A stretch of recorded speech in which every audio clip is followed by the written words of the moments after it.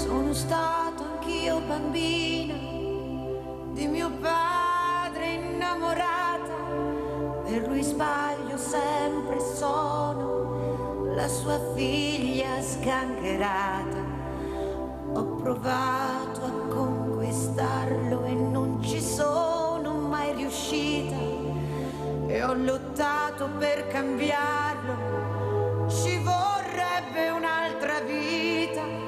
La pazienza delle donne incomincia a quell'età, quando nascono in famiglia quelle mezze ostilità, e ti perdi dentro a un cinema a sognare di andar via con il primo che ti capita e che ti dice una bugia.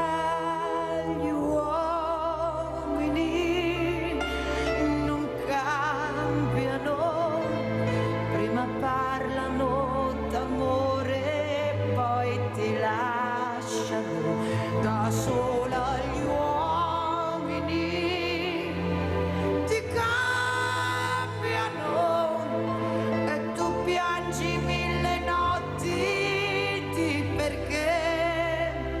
Invece gli uomini ti uccidono e con gli amici vanno a ridere di te.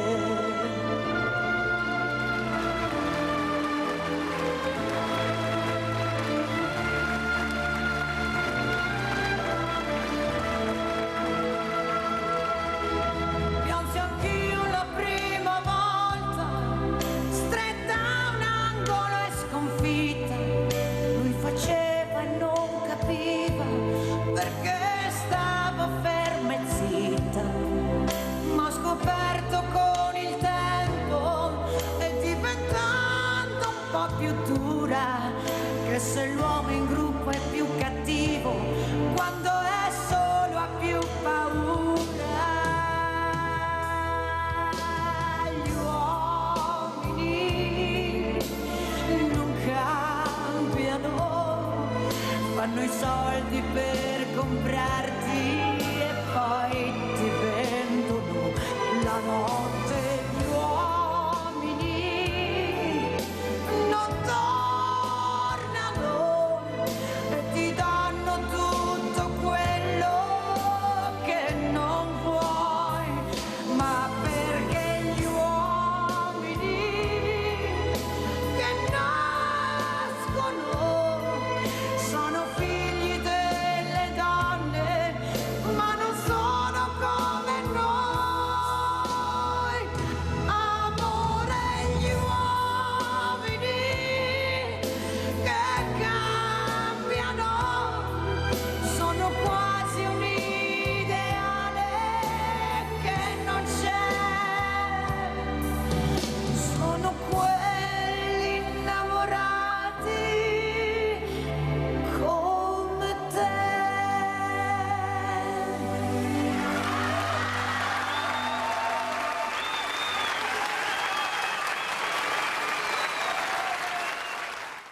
Questa grande cantante, questa grande voce, queste parole bellissime di questa canzone, ma pesantissime e che preoccupano molto, se lo diciamo noi, gli uomini non cambiano. Ne parleremo questa mattina con una donna, con una persona, io parlerei di persone più di donne, che sa perché, e le parole di questa canzone sono sempre importanti, sempre più importanti, però è come la panchina. Poi chiederò a Laura Groppo, che è qui vicino a me, che voi già conoscete, ecco, se è il caso di andare oltre la panchina e di cercare veramente di fermare questi uomini, quelli che sbagliano in maniera violenta, che ancora non si riesce a capire se c'è una giustizia vera per le donne che subiscono questo, per le famiglie che rimangono, perché molte veramente, pensate, 82 dovremmo essere femminicidi dall'inizio dell'anno, perciò ne parleremo. Grazie Laura Groppo di essere qui. Saluto anche il sindaco di San Paolo di Piave,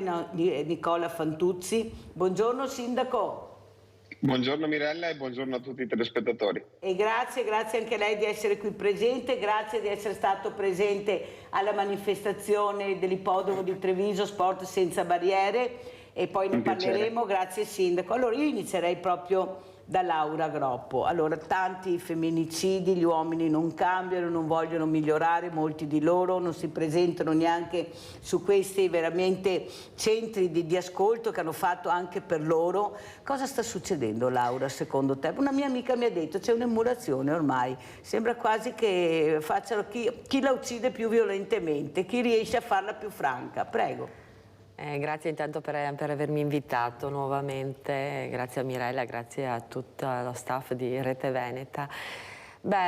Sicuramente è questa emulazione che fa preoccupare e ci fa pensare sempre se poi è un bene parlarne in continuazione e darne notizia, oppure chissà, far qualche cosa veramente per cambiare. È difficile far cambiare gli uomini, però siamo noi donne che li mettiamo al mondo, quindi una mano sulla coscienza alle mamme, ai papà che fanno crescere questi figli e che probabilmente in famiglia percepiscono anche uno stato d'animo che permette loro di pensare che devono assolutamente sopraffare la donna. Non è una questione di parità, è una questione di rispetto, a prescindere dal sesso. E se questa cosa non passa attraverso la famiglia, parte attraverso la famiglia, poi è quasi, non dico che è inutile parlarne, però non si può dar sempre colpa alla società e agli altri, noi stessi che dobbiamo prendere coscienza di queste cose, e specialmente gli uomini. Ecco, gli uomini non cambiano, si vede benissimo, anzi sempre peggio. Allora, Sindaco Fantuzzi, uomo, genitore, marito, ecco, cosa ne pensa di tutti questi femminicidi? Guardate che è un numero veramente impressionante. Poi la violenza, Certo. Una violenza efferata, una violenza che non ha riscontro. Prego, Esatto. Sindaco. Sì, sono numeri davvero preoccupanti. È un bollettino quasi di guerra, mi viene da dire, no? Tanta parte, giustamente, come è stato detto, dall'educazione e dalla formazione. Sicuramente in passato c'era una forma, tra virgolette, più timorosa anche, no? Per quanto riguarda l'educazione e anche alla sessualità. Oggi, forse anche per lo sdoganamento, no? che c'è stato di certe situazioni, di certi temi, probabilmente prevale anche appunto una perversione sotto certi punti di vista di quello che è il rapporto uomo-donna. Il rispetto purtroppo molte volte in questi casi viene meno. Sì, le famiglie è un punto cruciale nella formazione di una persona, di un figlio, di un uomo, e bisogna lavorare tanto, però purtroppo anche il sistema famiglia è in crisi. Viviamo appunto in un periodo storico proprio dove il sistema educativo familiare ha perso dei punti di riferimento, e probabilmente questo porta anche a questo degenerare di situazioni. Sindaco, mi scusi, allora io ho visto sabato e domenica che abbiamo avuto 20 patrocini dei comuni per questa manifestazione, che i sindaci, se vogliono, riescono a fare squadra e a mettersi in gioco. Però, Sì. secondo me, dovete mettervi in gioco anche su temi molto importanti. Va benissimo i dolci, le sagre, le proloco, però io sono convinta che siete voi, proprio facendo squadra e coinvolgendo tutti i vostri cittadini, a insegnare le regole del gioco, che è lo sport. In che senso? Nel senso che, e l'abbiamo sentito anche ieri, primo perché lo sport è stato inserito nella Costituzione da pochissimo, perciò vuol dire che hanno ritenuto molto importante proprio lo sport per far crescere la persona, per dare dei paletti, delle regole e che cresca bene, ma soprattutto per cercare di coinvolgere le famiglie. Lei sa con quanta difficoltà io ho cercato di fare questo evento. Il sabato abbiamo fatto la preparazione, ma la domenica sono arrivati. Ma quello che mi ha colpito sono arrivate le famiglie dei diversamente fragili, quelli che non avrei mai pensato che sarebbero arrivate, e ho visto una felicità, un coinvolgimento da brivido. Poi vedrà anche alcune immagini di questi bambini che dipingono con grandi problemi, con una compostezza, non c'era una forza dell'ordine, e veramente domenica c'erano tantissime persone, famiglie, solo che gli spazi sono talmente grandi che non riesci neanche a capire, perché se li metti tutti su una piazza, certo, nei centri storici riempi le piazze, all'ippodromo di Treviso è difficile vedere il pieno, ma c'erano, perché i numeri li abbiamo, dall'anno scappi le liberatorie li abbiamo. Quello che ho visto è che cercate di partecipare dove c'è più visibilità, non dove c'è l'opportunità di dare il messaggio. Capisce quello che voglio dire, Sindaco? Forse Sì, siete capisco. proprio voi che dovete fare squadra. Io ho i problemi dei medici, dei pediatri, dei nutrizionisti che mi dicono: Mirella, guarda che qui c'è un problema di obesità che voi non vi rendete conto, aiutaci, cerca di farlo capire, perché qua non viviamo nel paese delle meraviglie, qui dobbiamo capire che c'è qualcosa che non va, questi bambini crescendo si ammalano, hanno dei problemi enormi, facciamo finta di niente. Cosa dice, Sindaco? Che hai perfettamente ragione, Mirella, e purtroppo questo è figlio anche dei tempi che stiamo vivendo, no? Il fatto, i social, comunque una comunicazione breve ma che deve essere, come dire, che deve arrivare, e questo porta chiaramente le persone a cogliere le opportunità anche di visibilità che ritengono migliori. Tante volte trattare temi complicati, perché questi sono temi comunque difficili anche da spiegare e da parlare, allora tante volte è meglio non affrontarli, o comunque affrontare piuttosto la sagra, piuttosto che la festa in piazza, invece che andare ad approfondire temi di questo genere.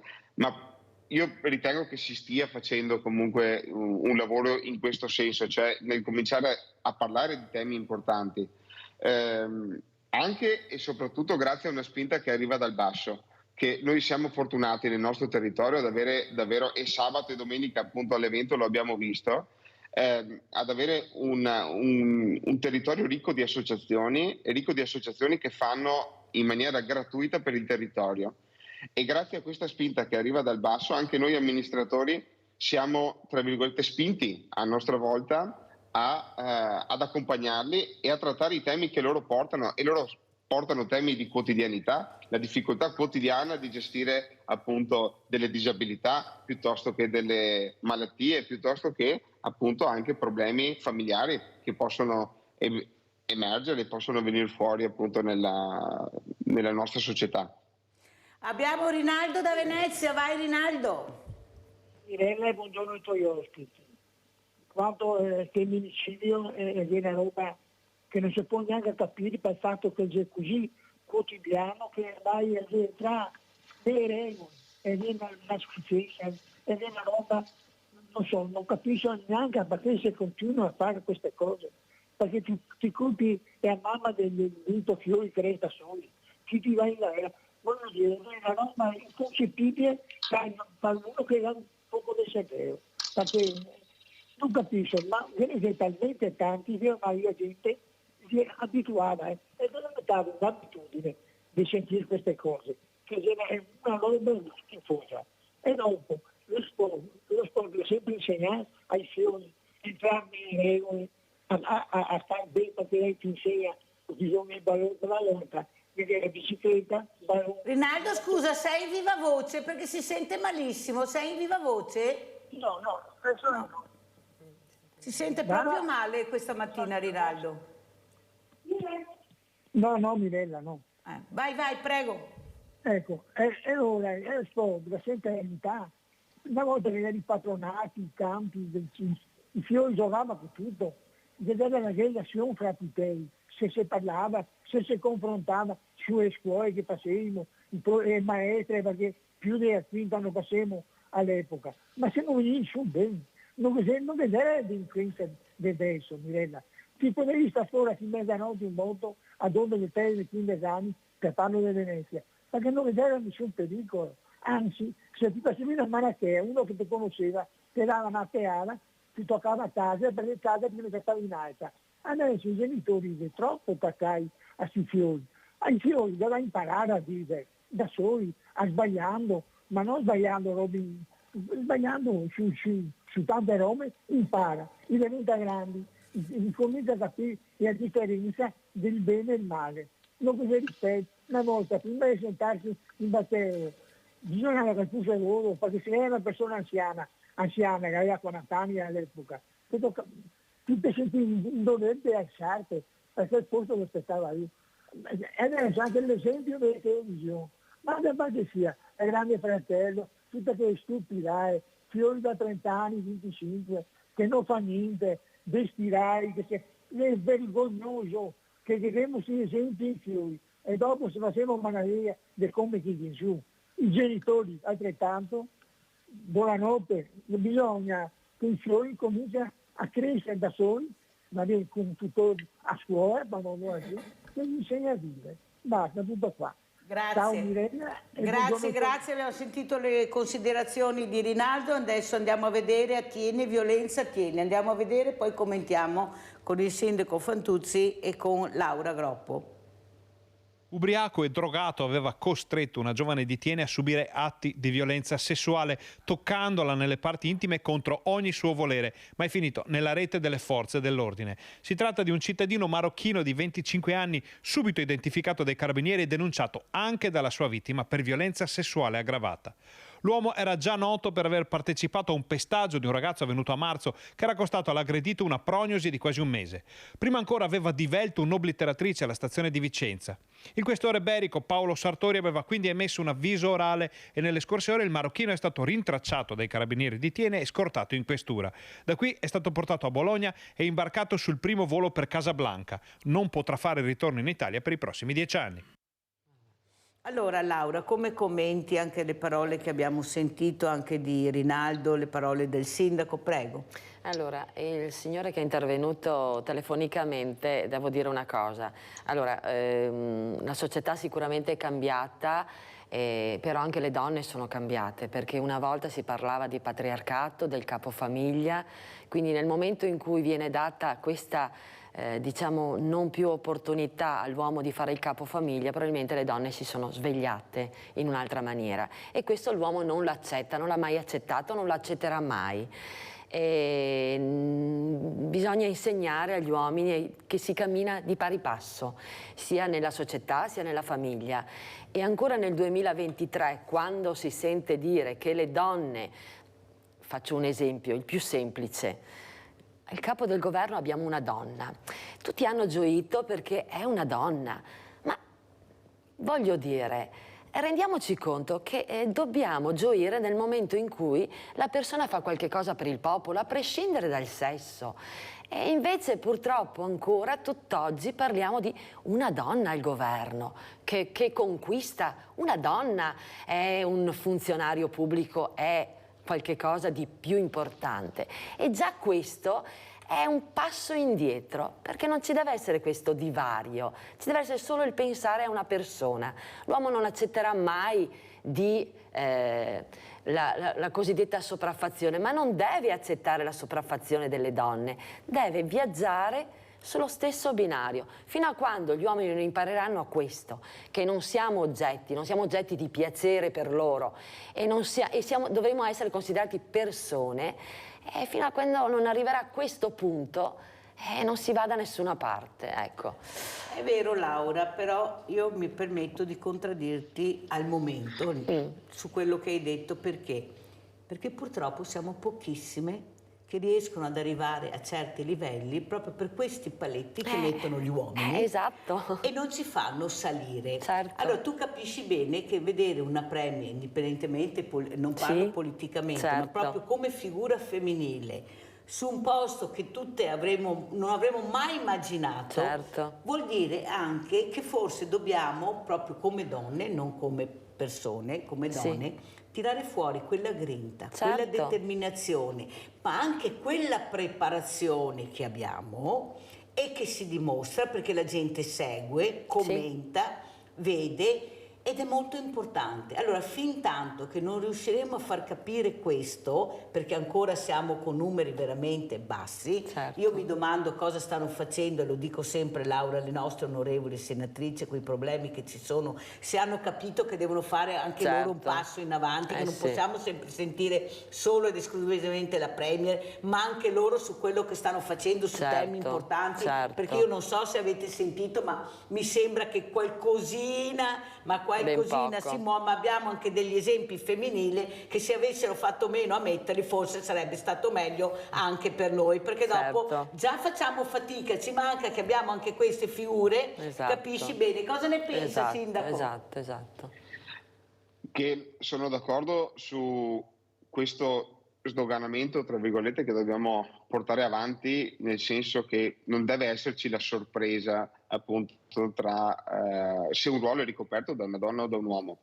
Però dobbiamo anche far mente locale su quello che è la storia, cioè, viviamo in una società che si è sviluppata in migliaia di anni e è relativamente breve il tempo e giovane, diciamo, il tempo in cui si è veramente e si è cominciato a dare una svolta a quello che è il ruolo della donna nella società contemporanea. Quindi è un percorso che purtroppo non possiamo pretendere che in mille anni di storia della società in pochi anni si possa andare a cambiare. È un percorso che sta andando avanti, un cambiamento che sta andando avanti e dobbiamo continuare su questa strada. Dopodiché questo comporta chiaramente a sua volta un cambio di tutta la società attorno e un modo di pensare di tutta la società attorno, ma chiaramente sono processi che hanno e richiedono tempo perché entrino, tra virgolette, nei meccanismi normali. No? Ma scusi Sindaco, ma le sembra normale che ancora nel 2023 siamo pagati in maniera diversa facendo lo stesso lavoro? Ma le sembra normale? No. Cioè, andiamo sulla Luna e stiamo ancora parlando di stipendi diversi nonostante la stessa, proprio la stessa professionalità che abbiamo, essere pagati in maniera diversa? Allora vuol dire che c'è qualcuno che impedisce di andare avanti e non saremo di sicuro noi. Sindaco, ha capito quello che voglio dire? Certo, e difatti questo assolutamente no, non dipende dalla donna, però se pensiamo che la donna ha acquisito diritto di voto nel 46 e sono cosa? 70, neanche ma non 80 è che dobbiamo aspettare altri 100 anni per arrivare a un altro passo in avanti, Sindaco, bisogna che accelerate tutti voi, quando fate anche tra di voi questa importante squadra che siete riusciti a mettere in piedi, dovete capire l'importanza di questa figura, perché si parla delle giunte delle donne, è vero, ma perché ci sono le quote rosa, qualcuno è stato obbligato a mettere in giunta la donna, non è che si sia svegliato, abbiamo dovuto fare le quote rosa per essere presenti nelle giunte, o sbaglio, Sindaco? Assolutamente, c'è la quota da rispettare e su questo non ci piove e difatti appunto è un controsenso che tra l'altro non è, per dirla completamente, non è che ci sia la quota rosa, c'è la diversità di genere, che poi sia rosa o azzurra, questo dipende in base anche a come... No, si chiamano proprio quote rosa, Sindaco, è inutile che ce la giriamo, quote rosa si chiamano. No, ma se andiamo a vedere su quello che è il testo unico ho capito io, ma il testo unico non viene detto, viene detto viene detta la parola quote rosa e qua la dice tutta. Se invece avessero detto dall'inizio testo unico che prevede invece quote rosa. Sindaco, siccome devo correre, vorrei vedere anche questa locandina Connetti e Cresce proprio che ha fatto lei e sentiamo il perché. Andiamo a vedere la locandina e la commentiamo. Eccola qua, prego Sindaco. Allora, come dicevamo prima, appunto, il tema sulla famiglia e sull'educazione è un tema importante, è un tema delicato.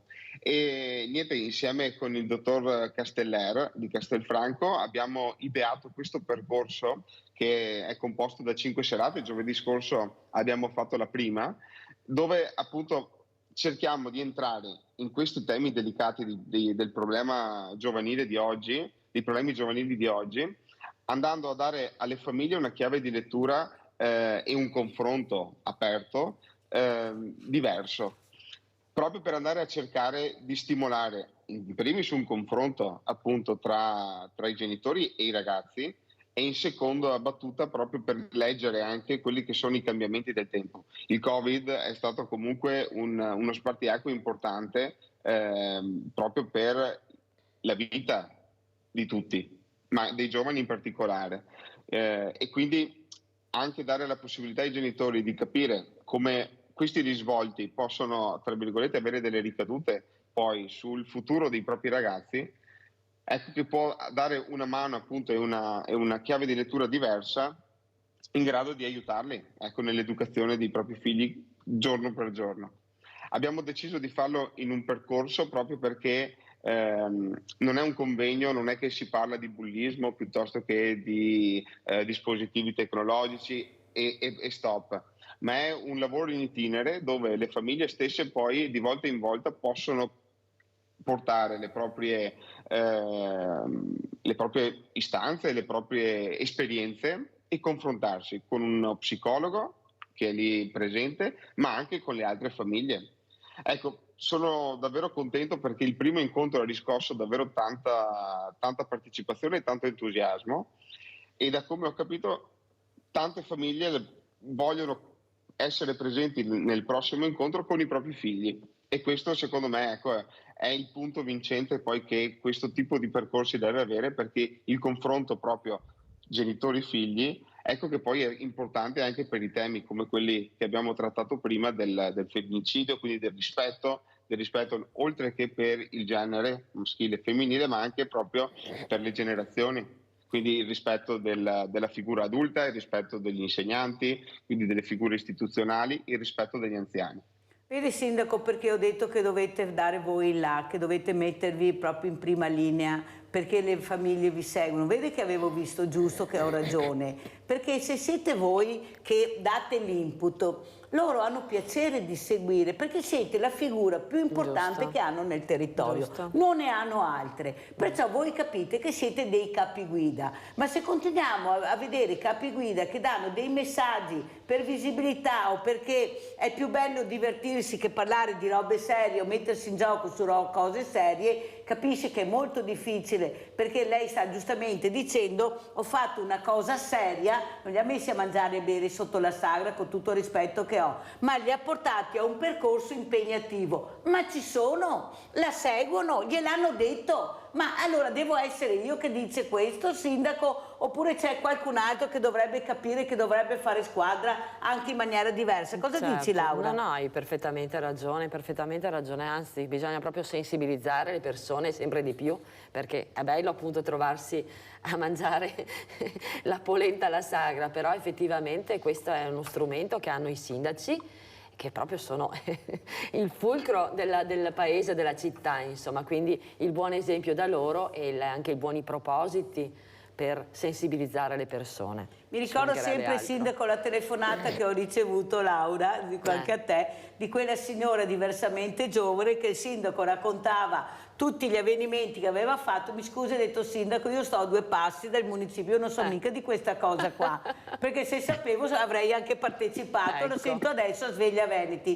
Capisce che ci sarebbe la partecipazione, però bisogna anche capire come fai a partecipare. Io dico sempre, non perché io lavoro nella televisione e non voglio sviolinare, però le telecamere entrano dappertutto, cioè capisci anche che ci sono anche degli investimenti importanti da fare per arrivare a queste persone, perché non è possibile sentire questa diversamente giovane che dice al Sindaco che ha presentato tutto sto imbarazzo, Sindaco, ma lo sa solo lei, perché io di questa cosa non sapevo niente, mi dispiace molto perché avrei partecipato e forse sarei uscita anche di casa una volta in più. Capisce che è per questo che io vi invito a fare squadra, a parlarci, a tavoli importanti esserci. Io capisco che ognuno fa tante cose ed è giusto, però 2 o 3 volte all'anno dobbiamo unire le forze, far uscire queste persone, far capire che c'è anche un altro mondo che possono visitare, che si unisce il bello all'impegno. Cosa dice il Sindaco? No, sono perfettamente d'accordo, e difatti anche il lavoro appunto che tu, Mirella, porti avanti quotidianamente è un lavoro davvero importante per soprattutto le nostre persone anche più anziane che hanno più difficoltà a muoversi e che attraverso lo strumento appunto della televisione trovano, oltre che a un momento di compagnia, ma trovano anche un momento di informazione.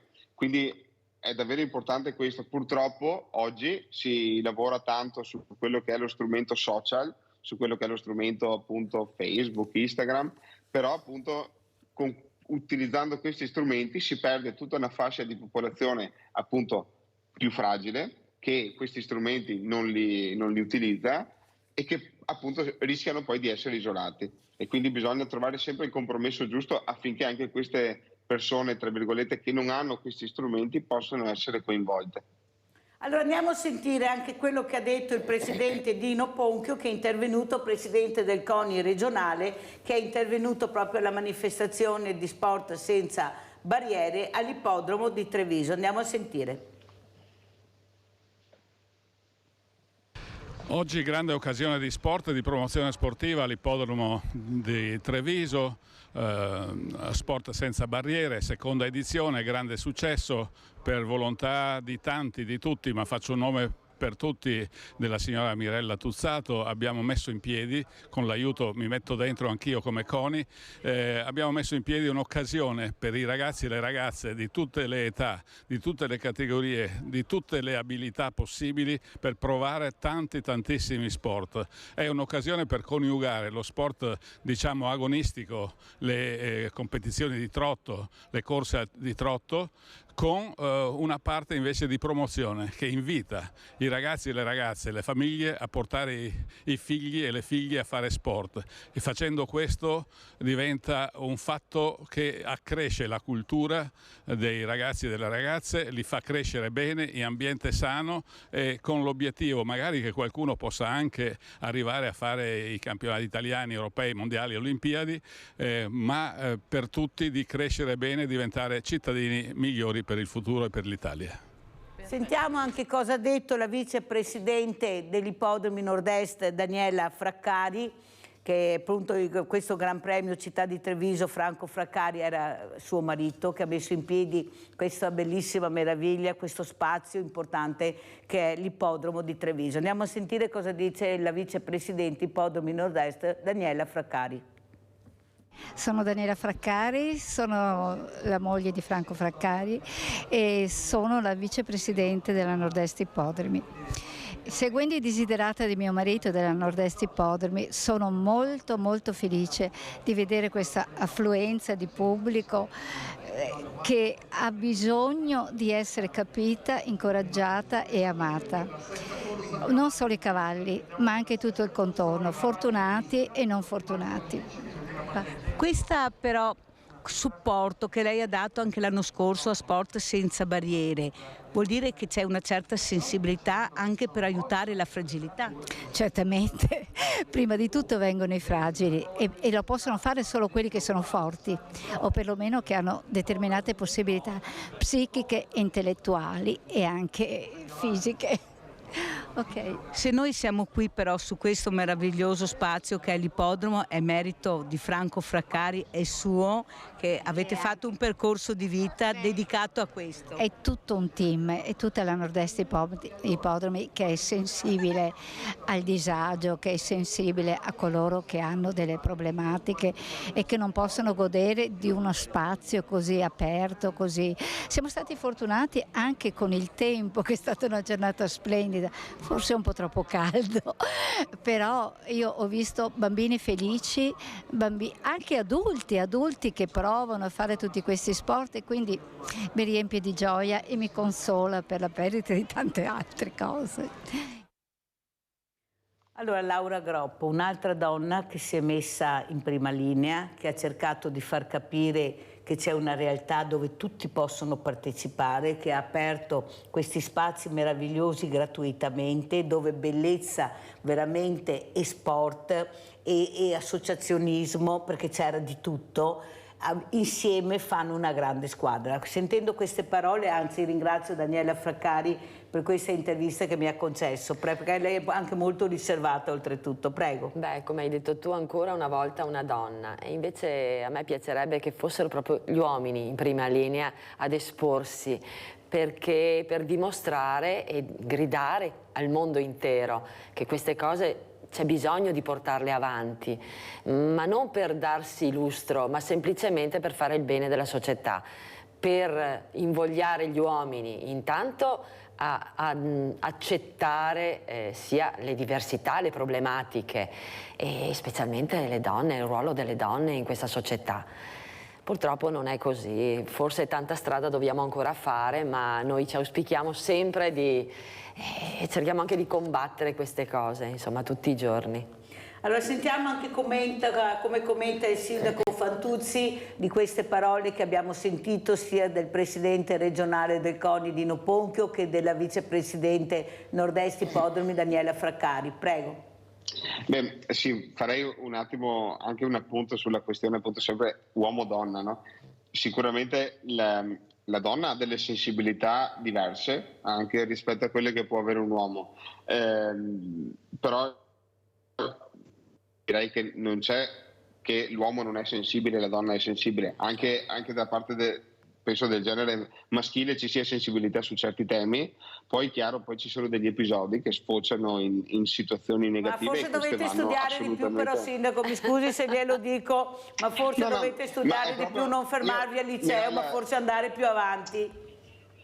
Penso proprio che sia un'attitudine, è proprio la donna ha un'attitudine diversa. E su questo, anzi, bisogna riconoscere alle donne questo tipo di pregi che hanno nei confronti comunque anche di un uomo. Ma quando si dice no, di fianco a un uomo c'è sempre un grande uomo, c'è sempre una grande donna, perché c'è sempre quella componente che l'uomo, tra virgolette, non riesce ad avere.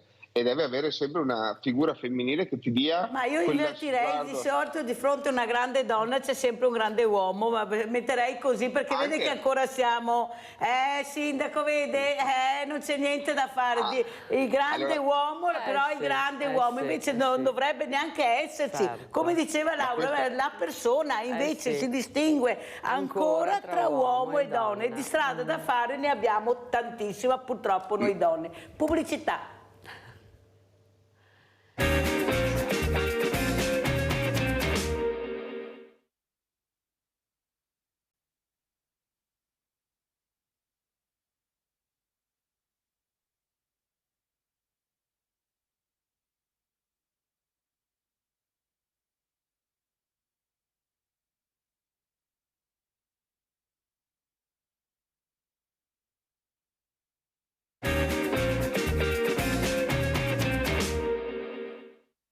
Vittima di violenza, siamo con Nicola Fantuzzi, sindaco di San Polo di Piave, primo mandato Fratelli d'Italia. Allora Laura Groppo, tanti convegni, telefoni di ascolto, associazioni varie, panchine, ma i numeri che abbiamo di femminicidi sono veramente incredibili, ma non siamo andati avanti, siamo tornati indietro, senza quello, come dicevi tu Laura, di quello che non sappiamo, della violenza psicologica all'interno delle famiglie che non emerge, che non viene fatta denuncia. Guardate veramente, pensate a certi ragazzi che vivono in queste situazioni. Pensate veramente con quale stato d'animo vanno a scuola, io non studiano, io non so. Poi Laura, cosa vuoi dire? Questa donna che continua a fare la crocerossina, questa donna che dà sempre l'ultima chance, l'ultimo ciao. Infatti anche questo è proprio sbagliato, però è una cosa forse che abbiamo dentro di noi, fare le crocerossine, cercare di tirar fuori il meglio dagli uomini, e spesso non ci riusciamo, molto spesso non ci riusciamo, e ci lasciamo proprio sopraffare da questa mania come dire, di tirar fuori il meglio. Ho scoperto tramite Facebook, perché non sempre i social portano cose brutte, che c'è un'associazione di uomini e la persona che si mostra in viso è anche un palestrato. Devo ritrovarla questa associazione che dà la disponibilità di uomini gratuitamente, quindi le donne li chiamano e li accompagnano, come dire, all'ultimo appuntamento con il compagno, il marito, il fidanzato, eccetera, e gli fanno da supporto.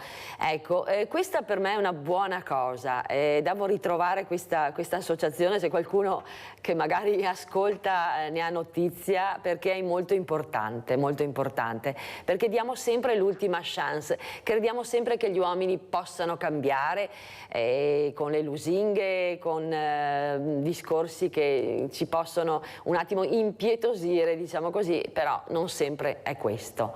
Sentiamo il sindaco Fantuzzi come commenta. Sì, avevo sentito anch'io appunto la presenza di questi bodyguard sostanzialmente che si mettevano a disposizione delle donne nelle situazioni appunto più delicate dove dovevano affrontare magari un distacco, perché tante volte appunto è proprio lì il momento in cui una donna dice basta, ma l'uomo non se ne vuole capacitare, non se ne rende conto e appunto fa di tutto, anzi si porta addirittura alla violenza per cercare di mantenere questo legame, ma che diventa poi una relazione tossica. Direi che è un percorso anche lì appunto complicato. I motivi per cui si arriva a questa situazione appunto non sono facili, non sono di facile comprensione. Sicuramente la base è una relazione tossica che si viene a creare, quindi una relazione dove non c'è più il rispetto tra uomo e donna, ma c'è una relazione di possesso. E quando questo possesso poi viene meno perché la donna capisce che in quel contesto non riesce più ad esprimersi, che non è più in grado anche di poter coltivare un ambiente familiare positivo, decide di staccarsi e questo l'uomo non lo capisce.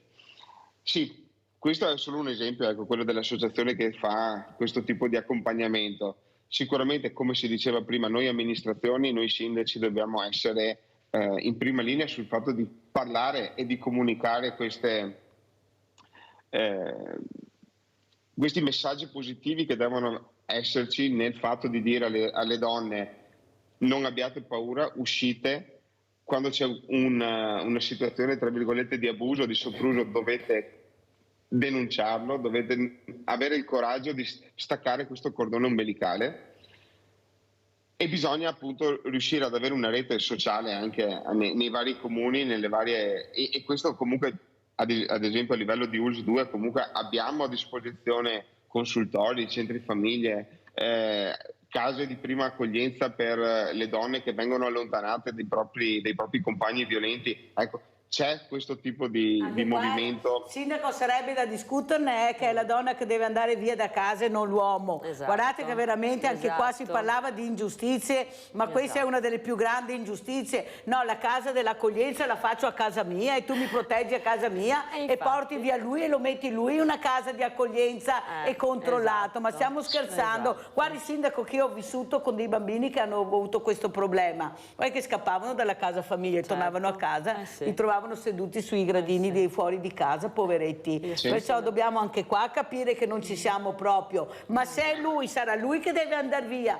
Pensate il trauma di questi bambini, di questa donna che deve sconvolgere tutto quanto la quotidianità. Ma non esiste, sindaco, ma non esiste. Siamo ancora a livelli della savana qua, a livello psicologico. Laura, cosa vuoi dire? Quando ho chiamato i carabinieri, infatti, me ne sono uscita con i vestiti che avevo addosso, non hanno preso e allontanato il mio adesso ex marito. Mi sono dovuta allontanare io. Quindi veramente, come dici tu Mirella, questa è sconvolgente. Io per mia fortuna non ho bimbi piccoli, però mi immagino che trauma è e lo manterranno tutta la vita i bambini che vengono portati via con la mamma in un centro di accoglienza. Ma tirate via questi uomini. Veramente tirateli via dalle case. Non so cosa stanno aspettando queste ministre, questi onorevoli, invece di fare senatrici. Non so cosa stiamo ancora aspettando. Tirate via gli uomini, non le donne da casa. Sindaco. Allora, secondo me non bisogna fare appunto di tutta un'erba un fascio e soprattutto non dobbiamo creare uno slogan, tra virgolette, su una situazione che è complicata. E ogni situazione ha le sue particolarità e le sue situazioni appunto che devono essere valutate e studiate. Sono d'accordo che in tanti casi appunto la donna deve essere tutelata, ma ci sono anche questi casi dove la donna sostanzialmente ha la possibilità e mantiene l'abitazione, mantiene la casa e viene allontanato l'uomo. Però ci sono situazioni, tra virgolette, di Mai sentita sta roba, Sindaco? Se ce la spiegate forse sarà meglio, Allora, perché io mai sentita da tutti gli Neanch'io. ospiti che ho avuto di tutte le associazioni. Io posso portare un esempio di una situazione di una violenza domestica che abbiamo avuto nel nostro comune, e nel nostro caso la donna è rimasta nell'appartamento e l'uomo è stato portato prima appunto dai carabinieri e dopo ha trovato praticamente alloggio dal fratello in un altro Aspetti, comune. perché abbiamo una numero uno che può commentare e illuminarci un po' di più, che è Emanuela Giannetti, presidente Telefono Rosa, che ringrazio per averci chiamato, veramente grazie Presidente, prego. Sì, allora aspettate, spengo la televisione, se no. Quello che penso io, allora sono pienamente d'accordo con te Mirella, quando hai detto è pazzesco il fatto che la donna se ne debba andare lei in una casa famiglia e il violento non venga arrestato. Purtroppo si dice denunciate, però con queste denunce, l'ho sempre detto e continuerò a ripeterlo, finché le donne non vengono protette, nel senso che questi malati, e io non so neanche se sono malati, ma comunque queste persone malvagie non vengono arrestate, purtroppo queste donne non saranno mai protette, di conseguenza anche i figli, esattamente come hai detto tu, avranno dei traumi enormi nella loro vita. Allora quello che dico io anche è che purtroppo col fatto che queste persone, la maggioranza, hanno dei disagi psicologici notevoli e i manicomi sappiamo che non esistono più, questi sono liberi, vengono rilasciati, magari prendono dei farmaci, vengono seguiti dagli psicologi, poi vengono rilasciati, questi non prendono più le medicine, non vengono più imbottiti di farmaci e improvvisamente, anche per questo c'è questa escalation di omicidi, non solo femminicidi, questi improvvisamente decidono di uccidere. In questo caso parliamo delle donne, mogli, compagne, eccetera, e altre volte succede che una ragazza sta in riva al fiume, al Piave e viene uccisa. Questo perché? Perché queste persone, oltre a essere dei mariti, sono proprio malati e non vengono più di tanto seguiti perché non ci sono abbastanza psicologi, non ci sono le strutture adeguate per, tra virgolette, chiudere queste persone nelle strutture giuste, no? Allora, per quanto riguarda i femminicidi, io combatto, ogni volta che sento parlare di questo argomento mi arrabbio moltissimo, a partire, poverina, da quella donna di cui tu lo sai Mirella, ho fatto un quadro per quella donna del San Camillo, quell'infermiera che è stata uccisa in Spagna dal suo compagno. Ma queste donne, poverette, non hanno protezione. Al primo schiaffo, anche ammesso che se ne vanno o fanno denuncia, non vengono protette. Per fortuna, è vero, l'ho sentita anch'io, questa associazione di uomini molto muscolosi, bodyguard, che gratuitamente aiutano queste donne all'ultimo appuntamento, ma secondo me queste donne non ci devono più andare all'ultimo appuntamento, non devono fidarsi assolutamente, nel momento in cui denunciano, purtroppo se ne devono andare via loro, che non è giusto assolutamente, e non farsi più vedere, farsi proteggere.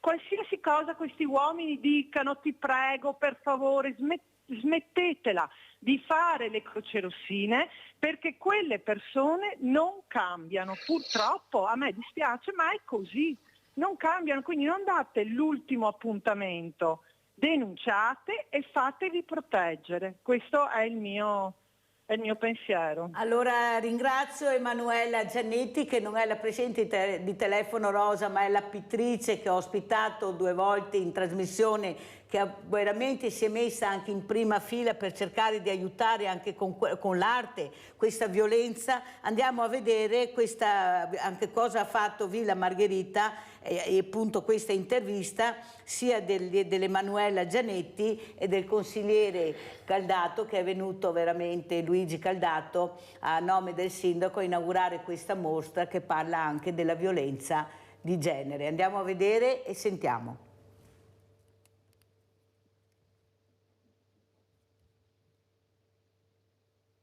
Dunque, tra le bellezze dell'artista devo dire che ci sono dei quadri veramente molto belli ed emozionanti.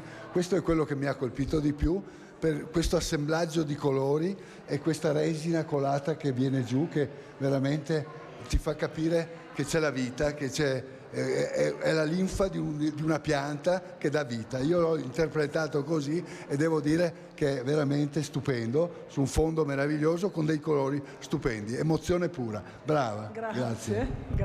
Ha ragione Luigi, è un quadro che ispira emozioni come tutte le mie opere e in questo caso è la follia mista con i colori della natura, che è il verde, le piante, esattamente come ha detto Luigi.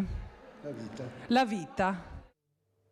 Allora, Laura, come commenti? Ecco, l'arte per parlare anche di violenza, penso sia un messaggio molto importante che sta dando Emanuela Giannetti assieme appunto al dottor Francesco Calia di Pinto, per far capire l'importanza dell'arte anche. Anche questo è uno strumento a nostra disposizione, ancora una volta una donna che fa queste cose, ecco, e tirar fuori l'anima anche dalla natura, in questo caso l'anima buona della natura. Questo è molto importante, molto importante. Andrò a vederla questa mostra, grazie per avermi invitato, volentieri, ecco. Sentiamo anche il sindaco come commenta, spero che anche lui venga a vedere la mostra, perché è veramente una mostra importante, con messaggi veramente importanti. Ecco, anche qua dovete fare squadra, anche per far portare, anche che diventino delle mostre itineranti, certo. Perché l'ha detto lei, le famiglie arrivano a vedere, perciò se arriva la famiglia, arriva la moglie, il marito, è là che vogliamo capire. Prego, sindaco. No, sono d'accordo, l'arte appunto arriva dove poi le parole non arrivano e quindi le emozioni è quello che ti scaturisce anche appunto un'immagine, ti può arrivare più dentro di tante parole e quindi ben venga che certi temi e certi messaggi arrivino anche attraverso appunto l'arte della pittura piuttosto che della fotografia, tutto quello che è forma artistica ed emozionale. Andiamo a sentire anche invece adesso cosa ha detto Rita Giannetti, non è Emanuela Giannetti, ma Rita Giannetti, presidente di Telefono Rosa, che domenica era all'ippodromo di Sant'Artemio per Sport Senza Barriere. Andiamo a sentire. Oggi ci troviamo qui all'ippodromo di Treviso in questo evento dedicato a tutte le associazioni. Abbiamo accettato molto volentieri questo invito di portare il nostro centro antiviolenza, perché il fenomeno della violenza contro le donne è di fronte a tutti quanti noi ogni giorno e credo che sia importante cominciare a fare una sensibilizzazione molto forte a tutta quanta la cittadinanza. Come centro antiviolenza noi abbiamo la possibilità di aiutare le donne vittime di violenza, avendo un gruppo di psicologhe, di avvocate, di operatrici all'accoglienza, quindi diciamo che la nostra mission è quella proprio di sostenerle per aiutarle ad uscire dai percorsi di violenza in cui si trovano. In un anno noi vediamo circa 180 donne, le richieste sono molto più alte, arriviamo anche a 300 richieste all'anno solo noi come centro antiviolenza Telefono Rosa di Treviso. numero, e 180 sono le donne che poi accettano di essere seguite da noi con consulenze psicologiche, legali, nel gruppo di mutuo autoaiuto, nella ricerca anche di un lavoro per le donne che non ce l'hanno, ma soprattutto anche le aiutiamo a ricostruire un percorso personale di vita nuovo e diverso da quello che hanno avuto fino in quel momento. Quindi per noi è importante poter essere presenti e ricordare a tutti quanti che il fenomeno della violenza non è un'emergenza, ma è un fenomeno purtroppo strutturale e serve l'aiuto di tutti per poterne venire fuori. Abbiamo sentito dei numeri incredibili, conforme li leggi e li vedi, però 180, ma quelli che conosciamo, come ho detto prima, esatto. Possono essere tanti, possono essere pochi, per qualcuno, per me sono numeri incredibili. Quando pensiamo li abbiniamo agli 82, 83 femminicidi, ma soprattutto tu che hai subito violenza, sentire la Presidente Gianetti che dice noi facciamo fare un percorso per far capire che forse si può anche voltare pagina, vedere la vita in maniera diversa.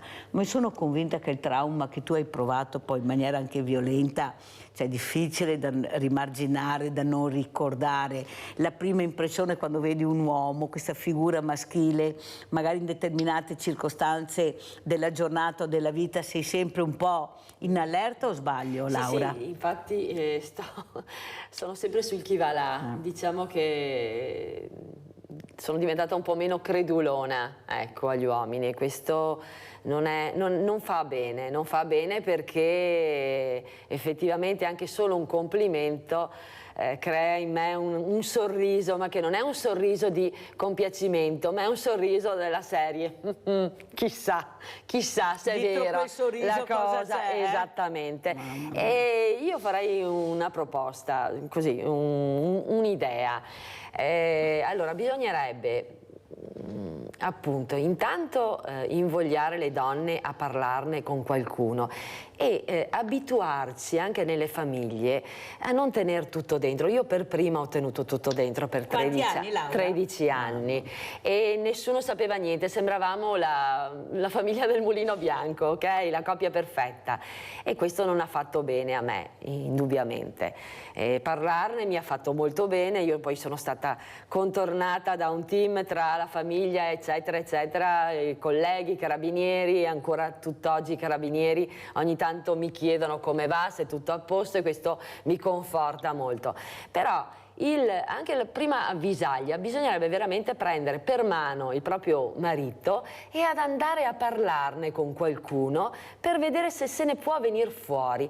È una cosa difficile, non siamo abituati a questo purtroppo, però anche perché le strutture sarebbero da moltiplicare, perché sicuramente in ogni famiglia c'è qualche problematica. Secondo te, Laura, questo uomo che tu conoscevi bene ha capito l'importanza di quello che tu stavi provando e che tu più di qualche volta l'hai spiegato, hai cercato di farglielo capire, ma siamo sempre là, Dr. Jekyll e Mr. Hyde. Sì. Cioè, secondo te avrebbe accettato di fare un percorso educativo? La vedo dura, forse adesso col senno di poi, perché ha capito, dico col punto di domanda, la gravità della situazione, forse adesso si farebbe aiutare, però nella mente degli uomini è no, non ho bisogno di farmi aiutare, io sono così, questo sono.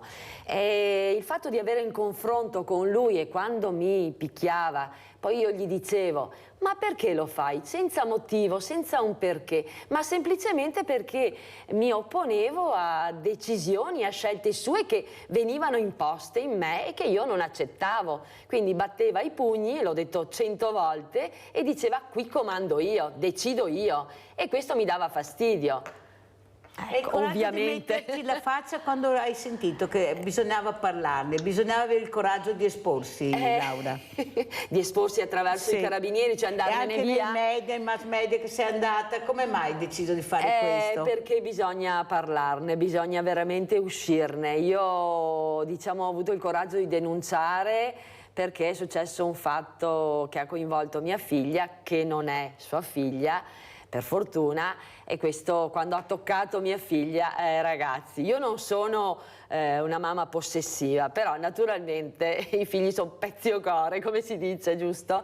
E pertanto è stato questo. E ringrazio anche di questo input che mi ha dato mia figlia, pur avendo avuto anche lei un trauma che comunque si porterà per sempre, ecco, nonostante non sia una bambina, però ovviamente qualcosa lascia in lei, ha lasciato in lei, e purtroppo questo è grave. Grazie Laura per questa partecipazione. Io non finirò mai di ringraziarti, perché sei una donna che ha il coraggio di dire, ha raccontato la sua vicenda incredibile. Sindaco, come ci saluta e cosa vuole dire a Laura Groppo e a tutte le donne che la stanno ascoltando, i mariti anche, ecco, non solo alle donne, ecco, alla famiglia in genere, visto che la famiglia arriva al sindaco. Prego. Esatto. Beh, intanto profondo rispetto per quello che è la storia appunto di Laura, di quello che è stato il suo vissuto. Sicuramente il tema che lanciava anche la signora che si è collegata prima, Emanuela Giannetti, la pittrice. Esatto, la difficoltà comunque del sistema anche sanitario per quanto riguarda l'aspetto della cura psicologica. Questo è un tema che negli ultimi anni sta venendo sempre più a galla, e purtroppo non nego che probabilmente bisogna fare di più sotto quel punto di vista, anche proprio come sistema sanitario, proprio per arrivare a prevenire piuttosto che dopo dover rincorrere a curare e sanare delle situazioni che si creano, che poi a volte possono essere anche irreversibili, come quelle dei femminicidi. Quindi Grazie, devo chiudere, sindaco, perché ho forato tantissimo. Grazie. Saluto Nicola Fantuzzi, sindaco di San Paolo di Piave, primo mandato Fratelli d'Italia. Come avete sentito, non abbiamo parlato di politica in questa trasmissione, ma di cose molto molto importanti. Grazie, grazie a Laura Groppo, questa donna meravigliosa che quando chiamo lei è sempre presente e ha il coraggio proprio di far capire che forse tutti quanti assieme, indipendentemente di uomini o donne, ma dobbiamo fare squadra e parlare e cercare di migliorare la qualità della vita delle famiglie. Questa è la verità. Grazie Laura Groppo. Grazie a voi. Pubblicità.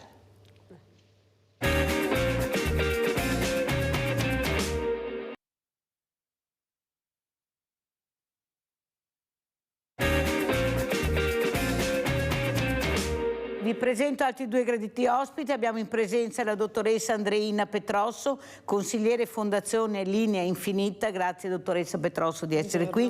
Abbiamo collegato anche da Padova il dottor Diego Ponzin, direttore sanitario Fondazione Banca degli Occhi del Veneto. Buongiorno dottor Ponzin, grazie di essere qui anche lei. Buongiorno. Allora io partirei proprio con quello che è successo alla nostra dottoressa Andreina Petrosso, che era stata in trasmissione con una grande presidente che ha fatto storia specialmente nel nostro territorio, nel Veneto, con questa idea di migliorare la vita alle persone forse più emarginate, a quelle persone che quasi quasi la società vede come degli invisibili, non li vuole conoscere, non li vuole vedere, non li vuole ascoltare. Allora raccontiamo la storia e poi a che punto siamo. Prego dottoressa Petrosso. Allora la Fondazione Linea Infinita è nata come associazione di volontariato nel 1995, in un momento in cui di AIDS si moriva perché non c'erano rimedi, non c'erano terapie, per cui l'unica situazione era che arrivavano questi ragazzi molto giovani,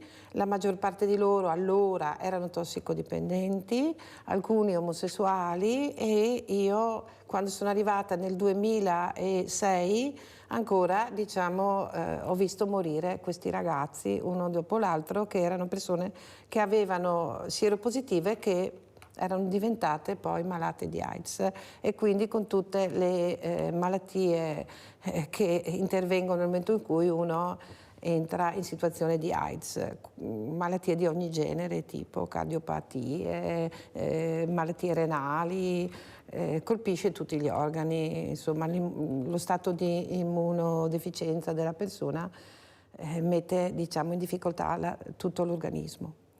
Successivamente sono arrivate le terapie antiretrovirali che sono così chiamate anche salvavita, perché attualmente fanno vivere una persona in situazione di copertura totale e di possibilità di abbassare la viremia nel sangue fino ad azzerarla, quindi non sono neanche più contagiose una volta che vengono curate in maniera precisa. Chiaramente la terapia va assunta in modo molto sistematico e attento.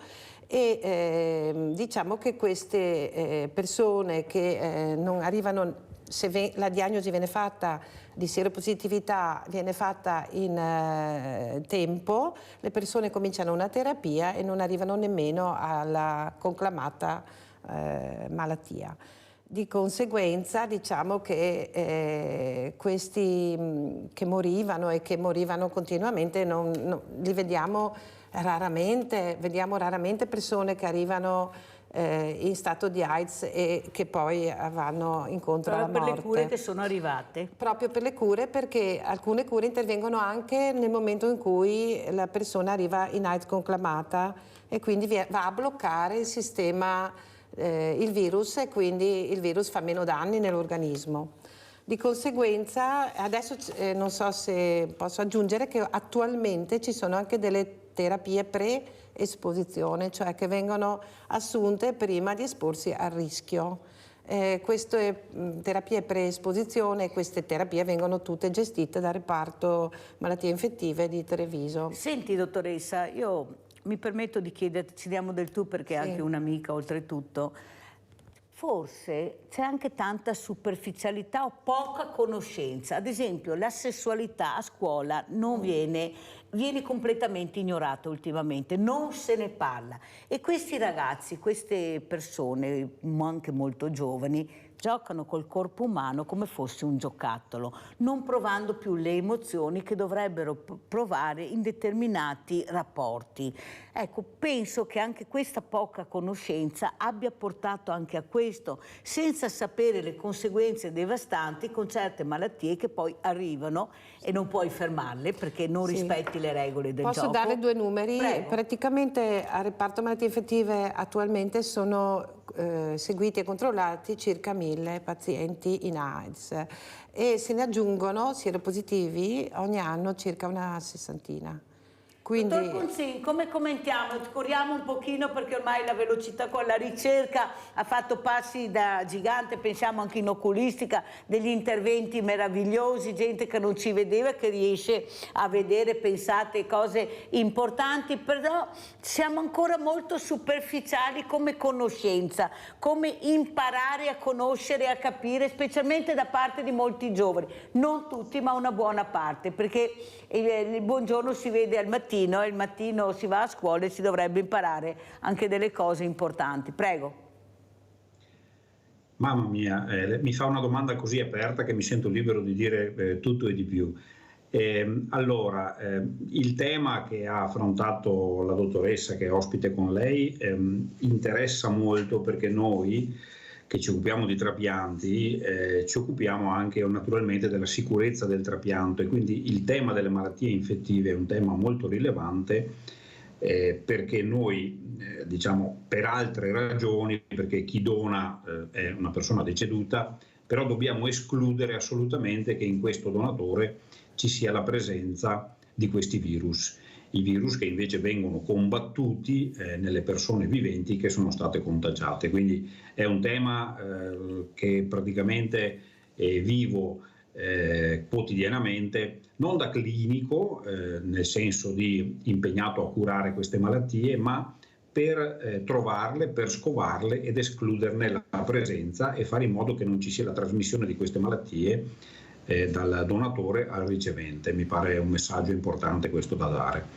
E vorrei poi sottolineare quello che ha detto la dottoressa che è sua ospite, cioè la straordinarietà di queste scoperte che sono avvenute nelle ultime decadi, che sono scoperte fatte dalla stessa scienza, diciamo così, che abbiamo sentito essere molto contestata e devo dire a malincuore quasi vilipesa in questi periodi di Covid che hanno scatenato discussioni che qualche volta ho trovato grottesche.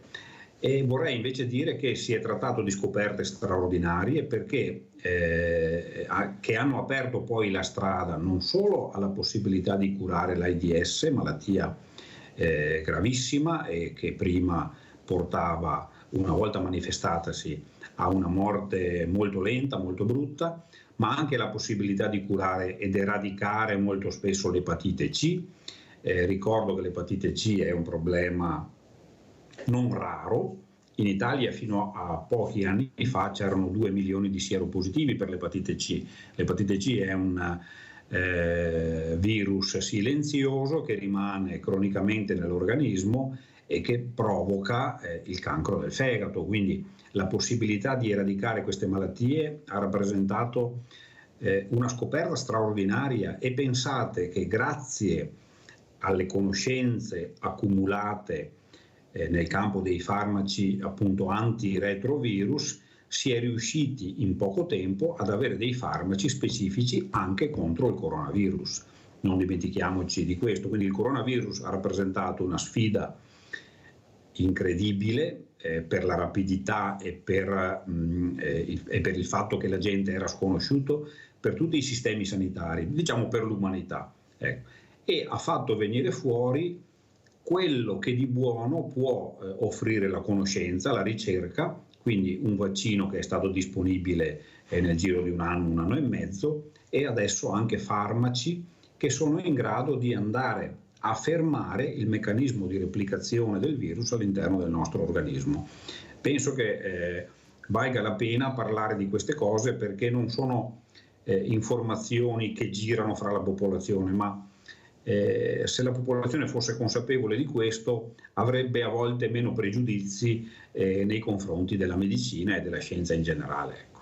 Allora, questi 2 ricercatori che abbiamo visto ieri, questo Nobel importante proprio sulla ricerca di questi vaccini che hanno portato veramente alla salvezza di tantissime milioni di persone, anche una donna, dobbiamo dirlo, perché visto che facciamo poca strada, ce l'abbiamo fatta, ma soprattutto l'importanza di conoscere, di capire che forse non dovremmo avere così paura di queste nuove terapie, di questi nuovi farmaci, di questi nuovi vaccini, perché sono sicuri, o sbaglio, dottor Ponzin? Perché la ricerca fa miracoli, la scienza anche, diciamo anche quella che è la nuova tecnologia, perché l'intelligenza artificiale vediamo fa miracoli, però c'è ancora poca conoscenza, si ha paura e si crede a quello ultimo arrivato, a quello che la sa raccontare meglio invece alla persona competente e seria. Cosa dice, dottor Poi? Intanto è vero che i nuovi vaccini fanno fatica a decollare perché sembra che nessuno pensi che ormai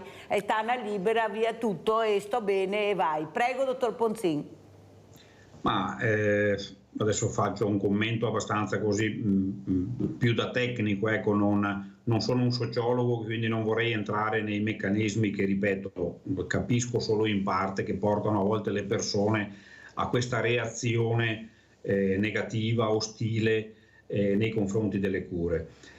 Vorrei spendere 2 parole sul concetto di sicurezza, perché quando si parla di sicurezza in medicina bisogna essere chiari e onesti. Allora, in medicina, e direi nella scienza in generale, ma nella conoscenza umana in generale, si lavora per probabilità, non si lavora per certezze. Quando diciamo che un vaccino è sicuro, cos'è che vogliamo dire? Cos'è implicito in questa frase?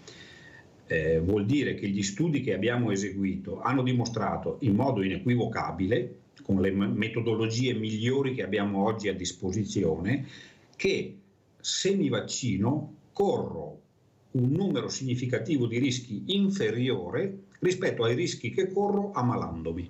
Questo è diciamo il concetto. Poi nel caso di malattie diffusive, chiaro, se mi vaccino contribuisco anche a limitare la diffusione dell'agente responsabile. Quindi quando parliamo di sicurezza dobbiamo essere diciamo onesti, chiari, quindi dire alle persone che queste informazioni sulla sicurezza derivano da studi che sono disegnati nel migliore modo che siamo capaci, cioè sono studi fatti in cieco, controllati dal punto di vista statistico, sono soggetti a controlli da autorità esterne che sono controlli rigorosi, cioè non sono cose che l'azienda si inventa di notte. Oppure la multinazionale per vendere di più, perché era passato anche questo messaggio devastante. Allora, messaggio devastante. È chiaro che le multinazionali sono aziende e le aziende, la missione di un'azienda è fare profitti. Allora, abbiamo voluto un sistema capitalistico, adesso cosa facciamo? Ci stupiamo, ci stracciamo le vesti se le aziende fanno profitti. Se volessimo un mondo diverso, lo voglio dire chiaramente, dovrebbero essere gli stati a produrre i farmaci per i loro sistemi sanitari. Purtroppo oggi, e non vedo prospettive diverse da questo punto di vista, gli stati non hanno le risorse necessarie per inventare e sviluppare nuovi farmaci, non li hanno. Dobbiamo affidarci alle aziende. Naturalmente le aziende sono controllate, non esiste la possibilità di commercializzare dei farmaci senza autorizzazioni e senza aver sottoposto questi farmaci a studi rigorosi. Questo non vuol dire che non esistano gli effetti collaterali. In medicina qualsiasi farmaco che funziona può avere degli effetti collaterali. Questo va detto, ecco. La ringrazio veramente tanto, dottore, con quale chiarezza ha cercato di spiegare l'importanza di conoscere, di capire, di ascoltare veramente le persone che sanno, le persone competenti. Dottoressa Petrosso, tu ne sai qualcosa di paura, familiari che allontanavano queste persone anche se potevano stare tranquillamente a casa, solo a guardarle avevano paura, proprio per la poca conoscenza che si aveva, e queste persone si sono sentite veramente annientate, abbandonate. Prego, la paura, vincere allora, la paura. Che ad oggi il vaccino per l'AIDS non esiste, non è ancora stato purtroppo, non è ancora disponibile. Esistono tutte le terapie, esiste anche, dicevo prima, questo farmaco che adesso dal 21 aprile è anche gratuito, che è pre-esposizione, quindi se uno è altamente a rischio, va lì, si fa dare sta terapia in modo da prevenire. Ecco. Esistono le possibilità di andare a parlare nelle scuole se ci daranno, anche se ci sarà un'organizzazione in questo senso, perché attualmente non c'è, è frutto del volontariato, andare a parlare ai ragazzi per insegnare loro, come diceva lei prima, a prevenire il rischio di contrarre malattie sessualmente trasmissibili, oltre all'AIDS o comunque altre malattie. Quello che si può aggiungere è che quello che ho visto io nel corso di questi 17 anni, che le persone che venivano appunto, che contraevano la malattia, venivano letteralmente lasciate sole, e un po' perché anche loro stessi si isolavano, perché dire a qualcuno ho l'AIDS oppure sono sieropositivo è assolutamente impossibile. Io ho nei miei 17 anni, in tutte le persone che ho incontrato, ne ho incontrate forse 2 disposte a dire pubblicamente di aver contratto questa malattia, come se fosse appunto una cosa proprio di... E la famiglia, dottoressa Petrosso, che proprio non accetta, non è in quanto, è proprio la paura anche di riportarselo a casa, di vivere, cioè più la paura che il disprezzo, o tutte e due? Tutte e due. La paura è stata tantissima, sicuramente molto molto di più del disprezzo. La paura è stata qualcosa che ha bloccato tutte quelle che potevano essere le possibilità di avvicinamento a queste persone. Io ricordo che nel 2006, quando io sono arrivata all'associazione, le persone non bevevano nemmeno un caffè dentro l'associazione, tant'è che oggi, appunto, che beviamo il caffè insieme, io ho passato lì 17 anni della mia vita, mi chiedo come abbiamo potuto noi stare vicino alle persone che accompagnavamo fino all'ultimo respiro. L'abbiamo fatto, e allora c'erano anche tanti volontari che venivano a dare una mano, e sicuramente persone coraggiose che avevano volevano affrontare questa cosa e davano la loro disponibilità di tempo e alcuni anche di denaro. Non da ultima, la prima sicuramente, la nostra Presidente Graziani Graziella, che oggi salutiamo, che ha oggi 93 anni, si batte ancora per questo e adesso sta preparando un nuovo evento per raccogliere fondi per lo scopo che abbiamo, diciamo, in progetto, e non ha mai abbandonato e non ha mai voluto che abbandonassimo queste persone, tant'è che io ricordo, faccio un esempio, che sul letto di una persona morente che era stata ricoverata era pieno di bolle e avevamo tutte le misure di protezione, e io ho detto: cosa facciamo? Non c'è la famiglia, non ci va nessuno. Lei mi ha detto: fai i turni che non resti mai solo, che ci sia sempre qualcuno in fondo al suo letto, non importa se non lo può toccare, tant'è che anch'io a turno ho fatto le mie 3 ore e ricordo con i miei guanti, con tutta la mia mascherina, con tutto quello che ha loro, i dispositivi di protezione, ho toccato questa persona facendo sentire la mia presenza, perché lei aveva questa grande umanità, diceva: mai soli, mai, sempre con qualcuno. Dottor Ponzin, ecco, questa fondazione, ecco, la Banca degli Occhi, molto importante, questo donare, anche se abbiamo fatto dei passi avanti, ma l'importanza del dono, del trapianto, sono cose importantissime. Un po' alla volta io penso, e forse io sono anche convinta, che punto molto sui giovani. Io ci credo nell'informazione, nella conoscenza, ma bisogna iniziare, ecco, nelle scuole, perché in famiglia non se ne parla pochissimo. Parliamo di sessualità, vorrei capire ancora se in famiglia si parla di questo, perché passiamo sempre il cerino alla scuola, però purtroppo non è sempre così. Ecco l'importanza di questa fondazione della Banca degli Occhi del Veneto, dottor Ponzin.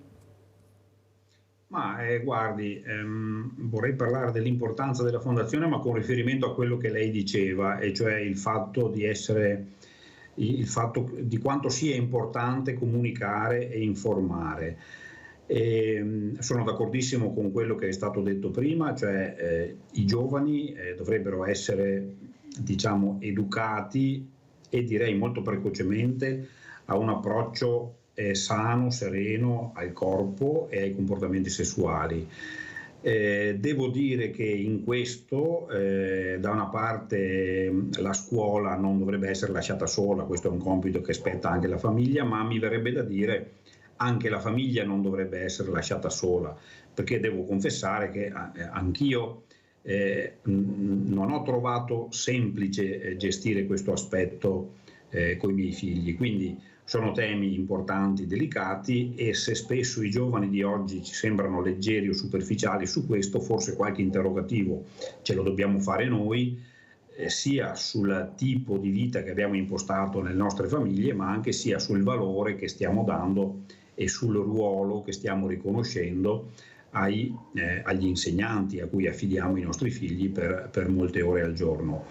Per quel che riguarda noi invece nello specifico, noi siamo compatibilmente con le risorse che abbiamo, parlo di risorse più fisiche che economiche, siamo molto impegnati in attività di comunicazione, di informazione, perché è fondamentale che chi dona abbia saputo in vita della possibilità di poter donare e abbia fatto una scelta. E questa scelta deve essere responsabile e consapevole, e noi naturalmente abbiamo rispetto di qualsiasi sia la scelta, cioè una persona può anche decidere di non destinare il proprio corpo alla possibilità di donare organi e tessuti se ci fossero le possibilità, però noi crediamo che sia importante avere l'opportunità di pensarci e quindi fare una scelta, e per avere l'opportunità di pensarci bisogna essere informati. Anche per questo noi ci spendiamo molto nel fare campagne sul territorio. Adesso poi ottobre è il mese della vista, abbiamo cominciato già nelle scorse settimane ad andare nelle piazze, partecipare a campagne di screening, siamo sempre con i colleghi di AIDO a parlare in serate eccetera. È fondamentale perché la donazione secondo me diventa anche un mezzo per migliorare il territorio, migliorare la rete di solidarietà sociale e far sentire le persone in generale un po' meno sole. Abbiamo parlato prima della solitudine che andrebbe evitata nell'ultima parte dell'esistenza, ma c'è anche una solitudine sociale, secondo me, che non è meno importante, che va combattuta, e la solidarietà sociale può essere un antidoto, anche se ovviamente le nostre possibilità sono limitate, ma può essere uno degli antidoti alla solitudine sociale che abbiamo oggi. Dottor Ponzin, liste d'attesa lunghissime, specialmente in oculistica. Com'è adesso dal suo osservatorio la situazione? Perché veramente sono dei numeri incredibili. Si parla di ospedali di comunità, di grandi strutture, ma se non ci sono le persone fisiche all'interno è inutile che facciamo le strutture e dobbiamo dare questi servizi alla persona. Com'è la situazione? Come si apre l'autunno, dottor Ponzin? Credo che la situazione sia oggettivamente difficile, la definirei così, senza polemiche, senza diciamo altri fini, ma è oggettivamente difficile. Abbiamo alcune difficoltà. Da una parte le visite e quindi tutte quelle attività mediche che servono, diciamo così, per la nostra manutenzione, e in questo la conservazione della vista rientra fra questo tipo di attività.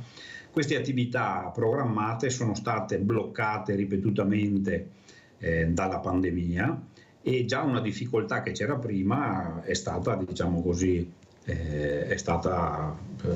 enfatizzata, aumentata tremendamente, quindi questo ha provocato un allungamento dei tempi di attesa che è praticamente incomprensibile per la popolazione. Cioè, come fa il cittadino a sentire che deve aspettare anni per avere una prestazione programmata? È veramente difficile. Dall'altra c'è un problema reale di professionisti, di disponibilità di professionisti. Facciamo fatica anche noi come struttura nelle attività che facciamo per conto del Servizio Sanitario Nazionale, facciamo fatica a trovare gli specialisti di cui abbiamo bisogno per far fronte a tutte le richieste che abbiamo dalla sanità pubblica.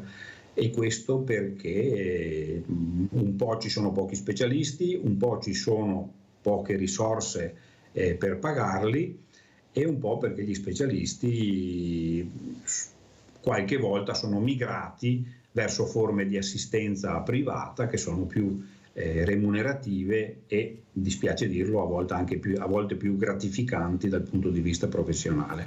Certo che se non diamo però anche risposte a questi ragazzi, dottore, chiudo ancora un pochino perché veramente il tempo è tiranno con la mia trasmissione. Andiamo a vedere invece, tornano le tende per gli studenti, andiamo a sentire. A Padova. Tornano le tende e i sacchi a pelo fuori dal Bola, storica sede centrale dell'Università di Padova. Ritorna la protesta che a maggio aveva visto decine e decine di studenti protestare per un alloggio dignitoso. Mancano posti letto, gli affitti crescono, per una stanza singola si pagano anche 400 o 500 euro al mese. A questo si aggiunge il caro libri. Per gli universitari, specie se fuori sede, studiare sta diventando un peso economico non indifferente. I prezzi sono sempre gli stessi, se non aumentati, diminuiti del 12%. Parliamo di sempre 400 euro al mese per una stanza singola. Di alloggi non ne abbiamo visti, ci avevano promesso il governo e le istituzioni, ci avevano promesso 8.000 posti letto entro l'inizio dell'anno accademico. Ebbene, oggi siamo all'inizio e questi posti letto non ci sono. Gli studenti che questa notte dormiranno sotto il Bo denunciano, oltre al caro affitti, la mancanza di un progetto sulla residenzialità studentesca pubblica e chiedono l'interesse della Regione e dello Stato, accusati di non interessarsi anche sul tema delle borse di studio. Siamo la regione d'Italia con più idonei non beneficiari alla borsa di studio. L'altro giorno, anche se ne è discusso in Consiglio Veneto, l'assessore al bilancio ha dichiarato che ci sono circa 5.000 idonei non beneficiari in tutta tutta Italia, 3.200 solo nella regione Veneto, di cui a Padova 1.995. Stiamo parlando di numeri disastrosi. Gli studenti e le studentesse non hanno ricevuto la borsa di studio l'anno scorso e la preoccupazione è che non la riceveranno anche quest'anno. Una risposta agli studenti viene data dalla rettrice Daniela Mapelli, che spiega come il dialogo tra università ed ESU, l'ente per il diritto allo studio, sia costante. Noi sappiamo che c'è un problema con gli affitti che riguarda anche la città di Padova, anche se non in maniera così importante come in altre città, ma anche da quel versante ci siamo dati molto da fare in collaborazione con l'ESU e quindi con l'ente regionale allo studio, e già da quest'anno ci sono 150 posti in più negli studentati per dormire disponibili.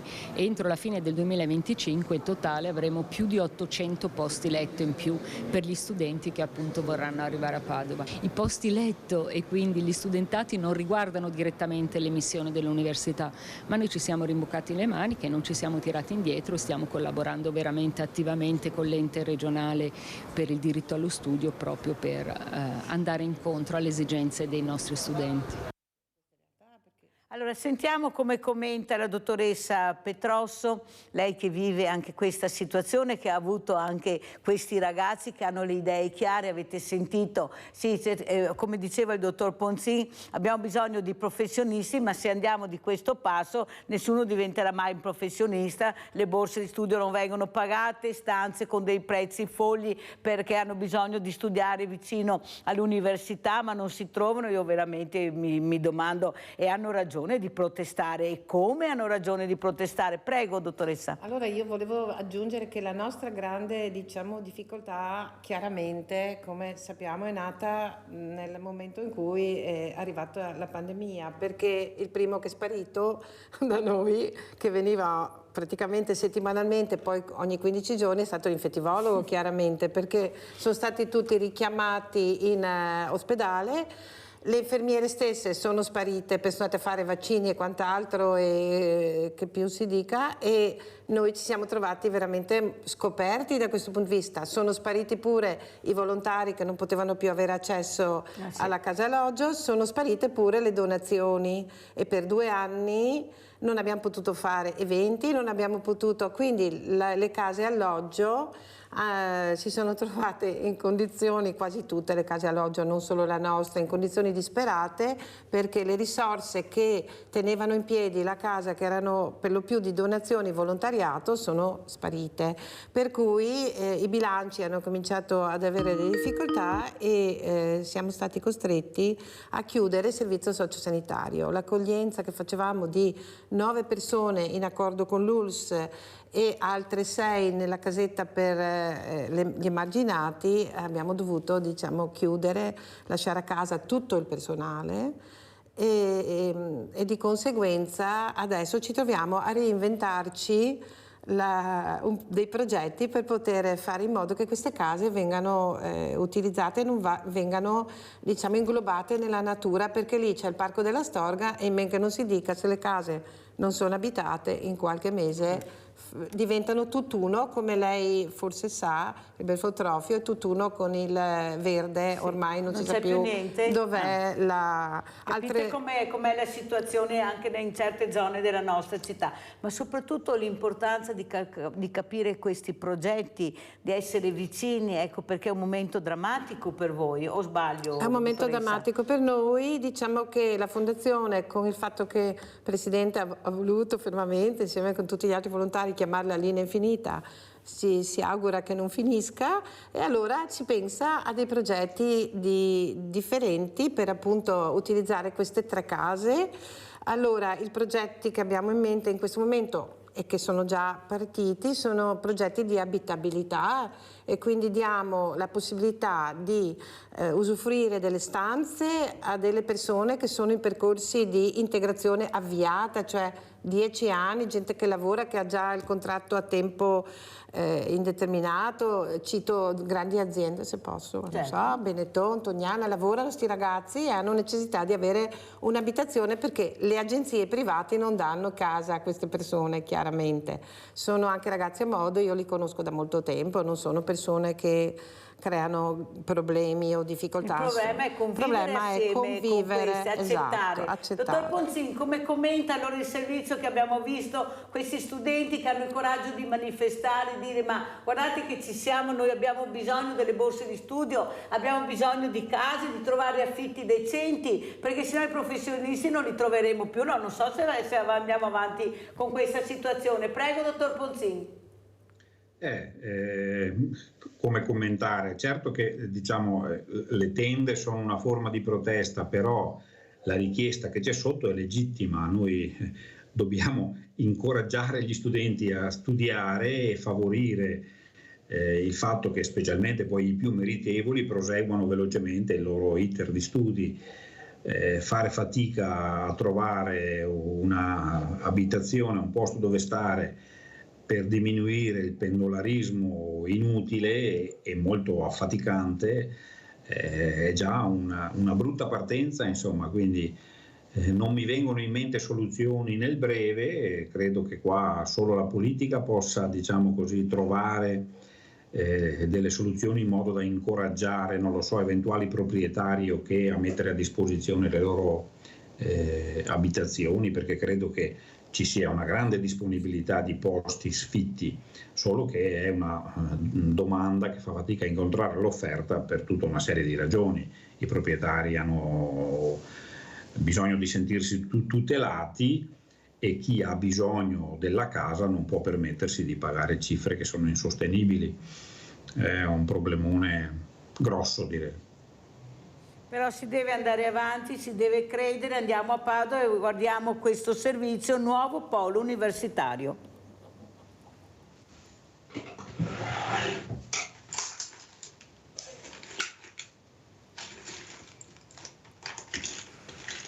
L'università apre un nuovo grande spazio per gli studenti. Siamo tra via Canal, via Beato Pellegrino e via Campagnola, nel cuore di Padova, tra due cimiteri ebraici e in una zona dalla struttura medievale in cui l'università ha deciso di investire seguendo la filosofia di un'architettura sostenibile unita a una grande area verde che verrà donata alla città e aperta a tutti. Siamo riusciti a fare un mini campus vicino al campus del Beato Pellegrino a favore delle scienze umanistiche con 750 posti per aula didattica moderni e verranno realizzati poi in fase 2 quasi 100 posti alloggio per studenti. Qui si espanderà l'area umanistica dell'università e i lavori hanno portato alla luce la più ricca necropoli romana della città di Padova con 220 tombe. Complessivamente entro il 2026 ci saranno 2 aule da 250 posti ciascuna, già aperte, e il recupero degli edifici esistenti di 3 piani fuori terra con un'altra aula da 250 posti e 90 posti letto.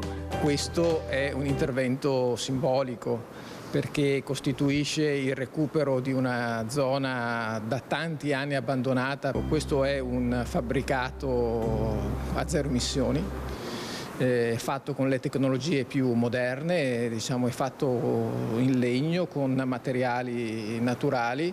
Il nuovo fabbricato non utilizzerà combustibili fossili e ha l'impianto fotovoltaico più potente tra quelli dell'università presenti negli edifici di Ateneo e poi schermi, proiettori, tecnologia avanzata per sostenere i 70.000 studenti iscritti nei 203 corsi di laurea, 50 dei quali esclusivamente in inglese. Allora, quello che veramente traspare è la volontà soprattutto di andare avanti da parte degli addetti ai lavori, però Petrosso, cara mia, la politica qua ci deve mettere lo zampino perché è tutta politica, non c'è niente da fare, inutile che facciamo finta di non vederla.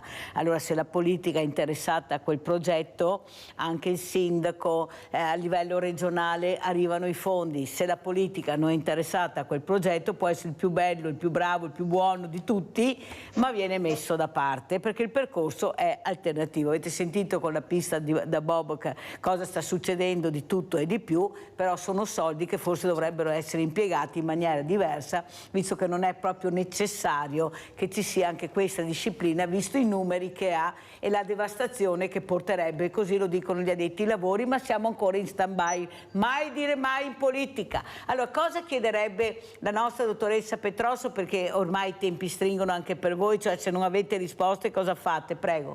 Allora, cosa chiediamo? Chiediamo che appunto l'attenzione su questo patrimonio, che comunque è un patrimonio della comunità perché è stato acquistato ed ha una personalità giuridica ed è della comunità, quindi se si vuole usufruire di quel poco che c'è, perché sono 3 case con comunque dei posti letto e possono essere abitate, però chiaramente se non ci sono le risorse per poter sostenere questi progetti ci va a impiantare male, si finisce male, bisognerà... noi adesso ci siamo appoggiati a una cooperativa che è la cooperativa La S e le casette, appunto come dicevo prima, dovranno essere abitate da persone che hanno necessità, chiaramente a rotazione. In una di queste case c'è un progetto che sembra essere stato anche approvato da Regione, è stato approvato anche dalla Regione Veneto, che è il progetto per le vittime della tratta. Sono persone a rischio chiaramente per quanto riguarda la nostra malattia infettiva che è l'AIDS, insomma alcune probabilmente arriveranno già con sieropositività, altre comunque sono persone che vanno tutelate e aiutate, perché se vogliono uscire da queste situazioni di sfruttamento devono trovare un posto dove abitare, dove stare, dove ricostruire la propria vita. E quindi queste sono le nostre intenzioni. L'ultima delle casette si pensava, se non verrà utilizzata per altro, verrà appunto messa a disposizione degli studenti, quelli che vengono a Treviso, che hanno bisogno di casa. Certo i posti non sono tanti, però si può pensare anche di allargare. Visto che Treviso non ha ostelli, non abbiamo un ostello, abbiamo l'ippodromo e 2 aeroporti, ma manca un ostello che sarebbe fondamentale. Io penso anche a tutte quelle ville venete meravigliose che abbiamo, compresa Villa Franchetti, quando si decideranno a capire che forse oltre agli alberghi a 5 stelle e gli attici di lusso, forse dovremmo dare la possibilità di dare queste meraviglie ai diversamente giovani, perché non abbiamo strutture anche agli studenti di creare questa nuova comunità. Allora, dottor Ponzin, questa Fondazione Banca degli Occhi del Veneto, l'importanza di donare, specialmente questa Fondazione Banca degli Occhi, pensate, io porto gli occhiali, lo sapete, l'importanza di vedere, e veramente la scienza, la ricerca e la tecnologia stanno facendo dei passi da gigante, ma non basta, perché abbiamo bisogno anche di professionisti. Come chiude, dottor Ponzin? E chiudo con un auspicio, e cioè che si mettano in atto velocemente sistemi per incoraggiare i giovani ad avvicinarsi alla medicina, a intraprendere gli studi di medicina e poi conseguire una specializzazione a seconda delle proprie, dei propri talenti, perché fare il medico è un'esperienza molto gratificante, si lavora con le persone, per le persone, e credo sia una professione davvero bella da fare. Questa perlomeno è stata la mia esperienza. Spero, e qua però serve una forte volontà politica, che si trovino delle soluzioni per vivere intanto questa contingenza e quindi per venire incontro alle necessità dei cittadini, magari rinunciando, non so, alla perfezione dei controlli di quello che facciamo e trovando dei percorsi più accelerati in modo da favorire l'erogazione delle prestazioni alle persone che ne hanno bisogno. Adesso vorrei capire anche però il Diego Ponzin, scrittore, questi libri che lei ha scritto, che abbiamo anche presentato. Allora, ha preparato qualcosa di nuovo? Cosa ci racconta, dottor Ponzin? No, da quel punto di vista in questo periodo sono molto silenzioso perché sto scrivendo, quindi non faccio presentazioni, non faccio attività, e nel poco tempo che ho a disposizione sto preparando il romanzo. Però qualcosa fra poco uscirà da queste mani di questo scrittore Diego Ponzin, che oltre a essere direttore sanitario della Fondazione Banca degli Occhi del Veneto ha questa passione. Prego, dottoressa, cosa vuole dire al dottor Ponzin? Volevo fare una domanda al dottor Ponzin. Volevo chiedere se lei ci conosceva. No. Anch'io non conoscevo voi, e questa cosa mi fa sempre pensare, e io direi questo, che sarei sempre più grande la necessità di creare una rete nel territorio, delle persone che lavorano, e che io oggi con grande piacere l'ho ascoltata e sono molto contenta di averla conosciuta. Però come lei non conosceva noi e forse nei dettagli ci si potrebbe dare una mano, io non conoscevo voi e mi ha fatto molto piacere questa opportunità che ci ha dato la Mirella, ma dovrebbe essere un'opportunità aperta a tutto il territorio e dovrebbero essere le istituzioni a dare questa possibilità che ci sia una rete di condivisione delle cose che facciamo. Cosa pensa? Scusi. Prego, dottor Ponzin. Allora, sono assolutamente d'accordo. Per quel che mi riguarda e riguarda Fondazione, Mirella e la redazione hanno i miei recapiti e quindi se vuole mi scriva e possiamo, diciamo, elaborare qualcosa da fare insieme per lavorare insieme sul territorio. Ripeto, i temi sembrano forse lontani, diversi, ma hanno delle radici comuni, perché il tema delle malattie trasmissibili è un tema che lavoriamo tutti a pezzetti. Ha fatto bene a dirlo. Quotidianamente. Prego, dottor Ponzin. Fare un po' di lavoro sociale col territorio su questi temi a noi interessa molto, perché appunto noi siamo espressione del territorio, perché senza donazioni una banca degli occhi non ha nessun significato. Tutto il nostro lavoro parte dalla volontà che ha la popolazione a donare, e quindi ogni volta che troviamo un modo qualificato e qualificante per parlare con la popolazione di argomenti ovviamente buoni, per parlare di buona medicina, di buona scienza e di buona conoscenza, sono tutte occasioni per noi preziose, quindi assolutamente favorevole a qualsiasi collaborazione.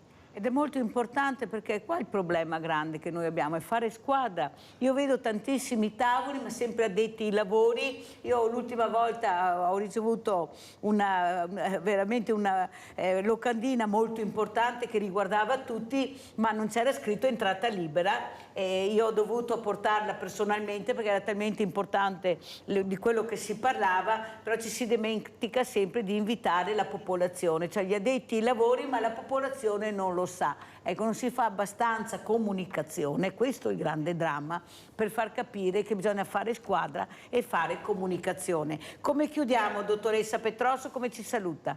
Allora, io saluto dando anche un numero di telefono di riferimento dell'Young Lights Veneto, che adesso ve lo do, che potete trovare anche sul sito, perché chiunque voglia fare il test, chiunque voglia avere delle informazioni riguardo all'AIDS può rivolgersi a questo numero, che è il 338 26 42 169, e può avere... Ripeti per cortesia. Ok.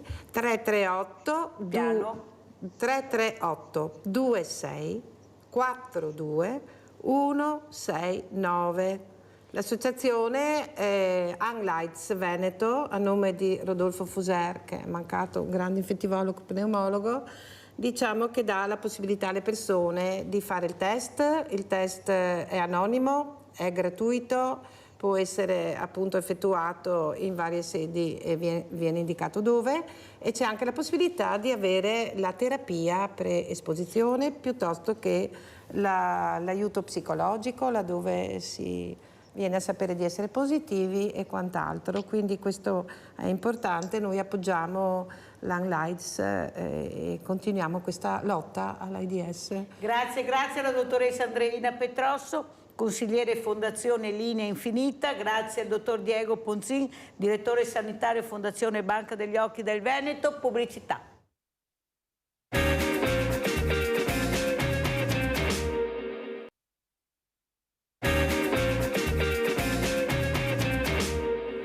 Adesso vi presento altri graditi ospiti. Abbiamo in presenza Alfredo Primicerio, presidente soccorritori di Conegliano, pubblica assistenza.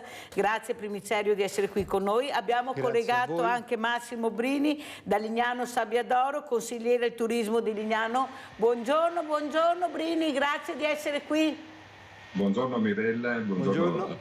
Allora io direi di partire proprio, intanto così stacchiamo un po' la spina di questa mattinata un po' particolare dove abbiamo parlato veramente di cose serissime per cercare di dare dei messaggi anche di informazione non qualunquistici o approssimativi, ma di cose realmente vere dove tutti noi dovremmo fare comunità. Allora andiamo a vedere questo promo famiglie, visto che abbiamo parlato dall'inizio di famiglie, andiamo a vedere.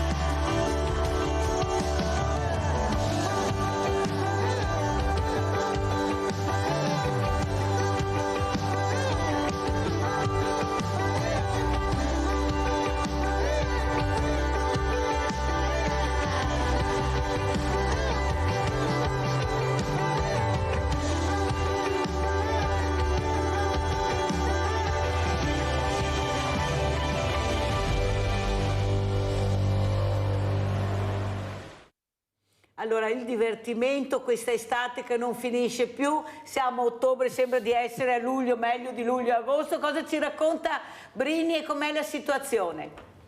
Beh, la situazione direi molto buona, anche perché anche oggi è una bellissima giornata di sole, turisti che sono in spiaggia. Abbiamo purtroppo qualche, forse troppe attività chiuse, però ce ne sono ancora abbastanza aperte, per cui al turista non è difficile trovare quello che cerca. Direi che è una stagione che non finisce più ed è quello che è un po' il motto di Lignano, cioè Lignano non si ferma e il tempo in questo caso ci sta dando una mano. L'importanza delle famiglie, voi avete puntato molto più sulla famiglia, anche la Movida, ma più sulla famiglia. Ecco, com'è andata questa estate che sta ancora terminando perché non è terminata? Ecco, che numeri avete? Prego Brini. Allora, non abbiamo i numeri definitivi, ma da quello che sono un po' le anticipazioni dovremmo essere molto più alti, sembra un 3-4% in più del 2019, che è l'anno vero di riferimento perché era l'anno in cui era tutto aperto e quest'anno è il primo anno dove è di nuovo aperto e siamo pari a quello che erano le presenze dello scorso anno, che è stato un anno record. Quindi direi bene, anche perché le previsioni davano forti cali all'inizio della stagione, mentre invece poi abbiamo visto che non si è verificata quella debacle che sta. Gli italiani cosa ci dice Brini? Ma gli italiani sono rimasti molto contenti e anche gli stranieri, specialmente gli austriaci, dove abbiamo visto un aumento considerevole dei turisti austriaci, abbastanza dei tedeschi. Abbiamo anche riscontrato un ritorno da parte dei turisti dell'est che negli ultimi anni, causa il Covid, erano mancati. Però Mirella, se mi permetti, vorrei fare due considerazioni rispetto a quello che ho sentito prima. La prima, volevo farti i complimenti in quanto sei una delle pochissime che riesce a far rete, a creare rete fra diversi settori della società e chi ti segue, io penso che lo faccia veramente con una grandissima cognizione e ti segue volentieri per questo motivo. Il secondo, noi abbiamo come località cercato un contatto con l'Università di Udine per vedere di fare una sede staccata a Lignano Sabbiadoro in modo da favorire la possibilità di appartamenti per gli studenti che da noi durante i periodi di autunno, primavera e inverno sono vuoti e quindi gli affitti sarebbero molto calmierati, avrebbero appartamenti decenti e quindi potrebbero studiare in tutta tranquillità. Ecco, se può essere d'aiuto per dare una soluzione ad alcune università e studenti che non hanno dove andare ad alloggiare, se pensassero di fare sedi staccate nelle località turistiche, magari solamente alcune sedi, e probabilmente il problema degli alloggi verrebbe un po' meno e anche secondo me servirebbe a calmierare i prezzi e anche a farli diminuire. Ecco, mi sembra una proposta costruttiva, una proposta molto importante, anche perché adesso grazie all'autostrada che abbiamo, finalmente chissà che la finiscono anche sta autostrada, perché in altre parti del mondo in 2 anni fanno chissà cosa. Abbiamo visto anche il ponte Morandi, qua non si capisce perché mettono avanti la burocrazia, ma non è sempre così. Grazie, è una proposta molto importante. Cosa ne pensa Primicerio di quello che ha detto il consigliere Brini, ma soprattutto ecco l'importanza di capire di quello che è la necessità del territorio? Cosa serve al mio territorio? Come posso aiutare? Come posso intervenire? Prego. Io sono entusiasticamente d'accordo con quello che ha detto il Brini. Proprio ieri mio figlio ha cominciato il primo anno dell'università a Padova e per trovare l'appartamento è stato un problematico.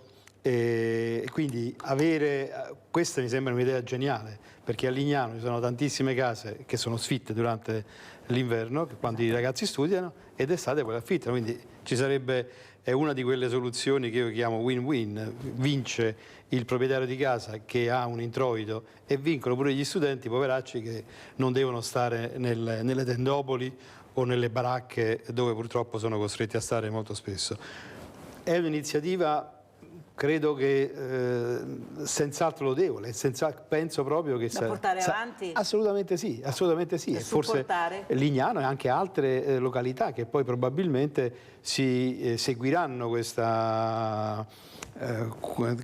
percorso proposto da Brini, che è una cosa secondo me molto molto intelligente. Adesso conosciamo invece Alfredo Primicerio come presidente Soccorritori di Conegliano, pubblica assistenza, prego. Beh, noi rispetto al turismo siamo la parte, diciamo, di assistenza, se vogliamo, quindi molto meno importante da un certo punto di vista e molto meno, diciamo, allegra come cosa. Noi siamo una piccola associazione, anche se abbiamo una lunga vita di 52 anni oramai oggi, ci occupiamo di trasporti infermi, persone non deambulanti, eccetera, eccetera, e anche durante i weekend di assistenze alle manifestazioni di qualunque genere, cominciare dalle sagre, corse ciclistiche, calcio, basket, tutto quello che Allora, viene. fermo Primicerio. Allora, avete sentito cosa ha detto Primicerio? Noi non contiamo molto, siamo piccolini. Avete sentito cosa fanno? Ma avete sentito l'importanza del lavoro che fa Primicerio? Volontariato puro, aiuta le persone in difficoltà e con una pacatezza dice: ma rispetto a quello che ho sentito noi siamo piccoli. No, voi siete importanti, di più Primicerio. Se non ci fosse stato il mondo del volontariato a supportare la politica, a mettere le pezze dove ci sono dei buchi pazzeschi, io non so che fine avrebbero fatto tante persone in Italia. Prego Primicerio. Mirella, in Italia ci sono, gli ultimi dati, tra i 5 e i 6 milioni di volontari. Io dico sempre, ovviamente come battuta, se un giorno tutti e 5 milioni decidessero di non fare nulla, l'Italia si fermerebbe, perché è un dato di fatto. Poi dopo possiamo discutere, e proprio leggevo un articolo di Severnini sul Corriere della Sera di 2 giorni fa, del 39, che volevo soltanto riportare 2 frasi. Dice: nell'emergenza, se c'è da aiutare o spalare, la gente accorre e con grandissimo entusiasmo, e siamo come italiani fantastici. Chiedere un impegno regolare è molto complicato. Ecco, questo è il messaggio che darei a chi volesse entrare nel mondo del volontariato. Il mondo del volontariato, anche perché il numero di volontari a partire dal 2015 si sta riducendo in tutta Italia tranne che al sud, anche perché probabilmente al sud c'era meno associazionismo. Sì. Qui in Veneto, credo che il Veneto sia la seconda regione. Sì, un fiore all'occhiello, 7.000 associazioni di volontariato. È un fiore all'occhiello, quindi niente da dire. Però noi abbiamo delle enormi difficoltà a trovare nuovi soci e nuovi volontari e facciamo molta fatica. Proprio ieri sera abbiamo iniziato il corso annuale che facciamo alla popolazione, perché lo abbiamo nello statuto, quindi noi facciamo un corso di introduzione al primo soccorso dedicato alla popolazione, completamente gratuito. Da questo corso chi vuole continuare può fare il corso avanzato ed entrare nell'associazione. Ecco, l'anno scorso avevamo una quarantina di partecipanti, 4 sono entrati, quest'anno ce ne abbiamo 56, io spero che 6, 7 entrino, perché veramente quelli, noi poi l'età media di un'associazione di volontariato come la nostra non è così bassa, perché siamo molti pensionati, alcuni che ragazzi ce ne abbiamo 2, perché i ragazzi giustamente dovrebbero lavorare più che fare il volontario. Allora, io sono convinta che dobbiamo andare a prendere questi ragazzi. C'è stato fatto un test, qua coinvolgo anche Massimo Brini, dove vengono chiesti a questi ragazzi, studenti soprattutto, cosa vorrebbero avere anche all'interno della scuola. Allora, sa cosa hanno risposto, Primicerio? Allora, meno didattica e più una scuola intrigante, soprattutto nel pomeriggio, e manualità. Allora, Brini, forse dobbiamo anche capire che dovremmo dare dei messaggi molto importanti. Ad esempio, penso a queste colonie meravigliose che ho la fortuna di vedere, specialmente a Lignano, con questa piscina olimpionica quasi, queste strutture anche più diversamente fragili che tutti quando vengono ospiti, Brini, glielo dico, invidiano. Dico, a Lignano troviamo questo, facciamo anche tanti chilometri perché là sappiamo di trovare quello che abbiamo bisogno. Si può, ecco, unire anche questo mondo del volontariato, far capire ai ragazzi che c'è anche un altro modo di gestire la quotidianità, fare il volontariato, ma se non li andiamo a prenderle, Primicerio, non li avremo mai, perché non ci conoscono, perché ci hanno diviso, perché ci sono i campanili, perché c'è la politica, conforme dove sei, perché la scuola molti dirigenti non ci sentono, bisogna fare molta didattica. Ecco, Brini, cosa vuole dire lei? Aprire ancora di più a questo mondo anche di poveri, di famiglie che non hanno la possibilità di fare le vacanze, aiutarli. Io sono 3 anni che lo dico, speriamo che qualcosa si muova. Prego Brini, poi sentiamo Primicerio. Beh, noi siamo un po' un'isola felice qua, per quanto riguarda anche il volontariato. Noi abbiamo tutta una serie di manifestazioni, a partire dalla festa delle cappe a quella che è finita l'altro giorno, la festa del tonno rosso, Lignano in fiore. Abbiamo tantissimi, ma veramente tantissimi volontari di tutte le età, e anche proprio iniziamo dai giovani e anche molto giovani. L'Italia senza i volontari sarebbe in ginocchio da tantissimi anni, anche perché i volontari non fanno orari, quindi iniziano la mattina e finiscono quando non ce la fanno più, e sono sempre presenti. Noi, se non avessimo gli alpini, i carabinieri in congedo, i volontari dei carabinieri in congedo, e quelli della Sodit, i volontari per quanto riguarda l'ambulanza, la protezione civile, veramente saremmo messi male. Noi abbiamo fatto le Olimpiadi giovanili nel 2005, dove poi sono venuti fuori campioni olimpionici grandi, e lì avevamo quasi 600 volontari che venivano da tutto il Friuli Venezia Giulia e qualcuno anche da qualche comune del Veneto, ragazzi che venivano con le scuole e che hanno dato una mano a tutti gli atleti ad andare nelle loro sedi, erano nei campi sportivi, cioè veramente abbiamo avuto una schiera di volontari che ha emozionato ancora più delle gare che poi erano state. Allora guardiamo anche le foto varie di Primicerio per capire anche cosa fa, queste foto che rappresentano il lavoro di volontariato che fate, andiamo a vedere e le commentiamo. Eccole qua, qui dove siamo e cosa state facendo? No, qui siamo nel nostro garage dell'ospedale dei Gironcoli che la USA ci ha dato in comodato d'uso. Questa è l'inaugurazione dell'ultima ambulanza, quella che abbiamo inaugurato a gennaio con la presenza del sindaco e della maggior parte di noi. E qui è un articoletto che è apparso sulla tribuna, credo, che diciamo, fa un po' la storia di quello che è successo di recente. Perché questo è l'ultimo, è sul corso che abbiamo iniziato ieri, quello che dicevo, e che finirà a novembre, di introduzione del primo soccorso alla popolazione completamente gratuito. Attraverso questo corso cerchiamo anche di reclutare i nuovi volontari che volessero partecipare. Per quanto riguarda quello che ha detto Brini, complimenti, sono molto contento per voi, però diciamo, io parlo dei volontari che vivono in associazione a lungo tempo, non quelli sporadici che vengono presi il sabato e la domenica per aiutare. Ecco, dico, di quelli probabilmente ce ne sono, e in particolare in Veneto, e sicuramente vedo anche in Friuli, Venezia Giulia, il volontariato è molto sentito.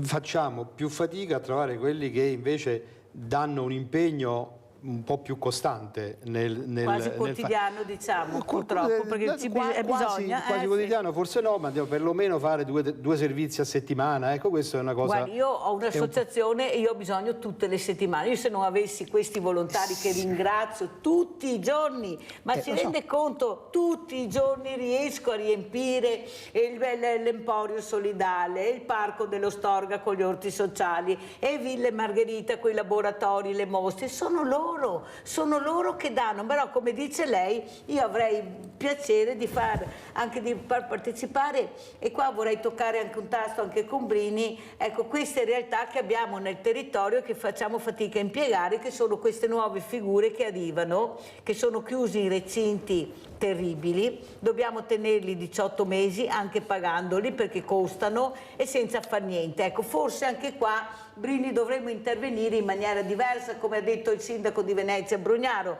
dobbiamo scremare, capire chi sa cosa fare e dove fare e iniziare a farli lavorare e a vivere decentemente. Cosa ne pensa Brini delle dichiarazioni del sindaco Brugnaro? Ma mi vede pienamente d'accordo, anche perché io, quando ero anche assessore del personale, avevo iniziato con coloro i quali tiravano il reddito di cittadinanza a vedere di impiegarli nei lavori per quanto riguarda attività nel comune, no?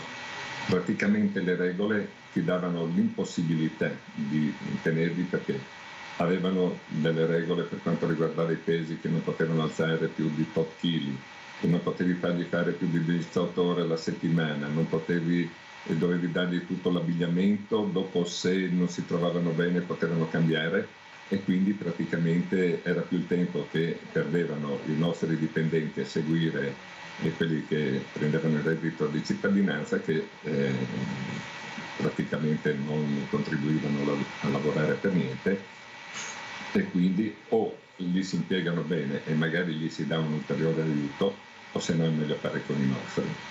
Solo che dobbiamo come commenta? È d'accordo? Completamente d'accordo, assolutamente d'accordo. L'unica cosa che nobilita l'uomo, la cosa più importante è il lavoro. Se noi dobbiamo tenere queste migliaia di persone a fare i vagabondi per strada, eccetera, eccetera, è una sconfitta totale. Invece, se li mettessimo, e abbiamo tantissimi piccoli lavori o medi lavori che potrebbero essere fatti io faccio sempre l'esempio dell'America, che ho frequentato per lavoro quando lavoravo. In America quello che spazza le strade con la scopa sorride perché fa un lavoro, e qualunque lavoro è un lavoro nobile. Qui purtroppo, se noi chiediamo a un nostro collega di fare il lavapiatti in una cucina, difficilmente li troviamo, così come ci stiamo abituando troppo. Allora sfruttiamo anche questi poveretti che vengono qui diciamo per la fame, per la guerra, per tutti i problemi che hanno, e diamogli un minimo di possibilità per lavori che poi noi non facciamo più. Quindi credo che anche questa sarebbe una soluzione che poi viene fatta, perché io conosco tanti ristoratori, e se lei entra in cucina non ce n'è uno di colore. Esatto. Perché non è che dobbiamo far finta di non vedere. No, perché noi non li realtà, facciamo più, ma perché i badanti, abbiamo badanti italiane, saranno 1 per 1000, tutto il resto no. E questo è un lavoro che nobilita, qualunque tipo di lavoro nobilita, quindi ben venga. Però se per farli lavorare bisogna le 28 ore, bisogna dargli le divise, poi dopo dire no, non mi piace, vado da un'altra parte, eccetera, capisco perfettamente che poi diciamo, chi deve amministrare e gestire queste persone perde solo tempo e non fa altre cose, sicuramente. Quindi è un fallimento, purtroppo. Però bisognerebbe invece fare delle procedure che facilitino, non che rendono più difficili questi problemi. Allora adesso andiamo a Venezia, andiamo a vedere strutture turistiche abusive e poi lo commentiamo. Andiamo a sentire.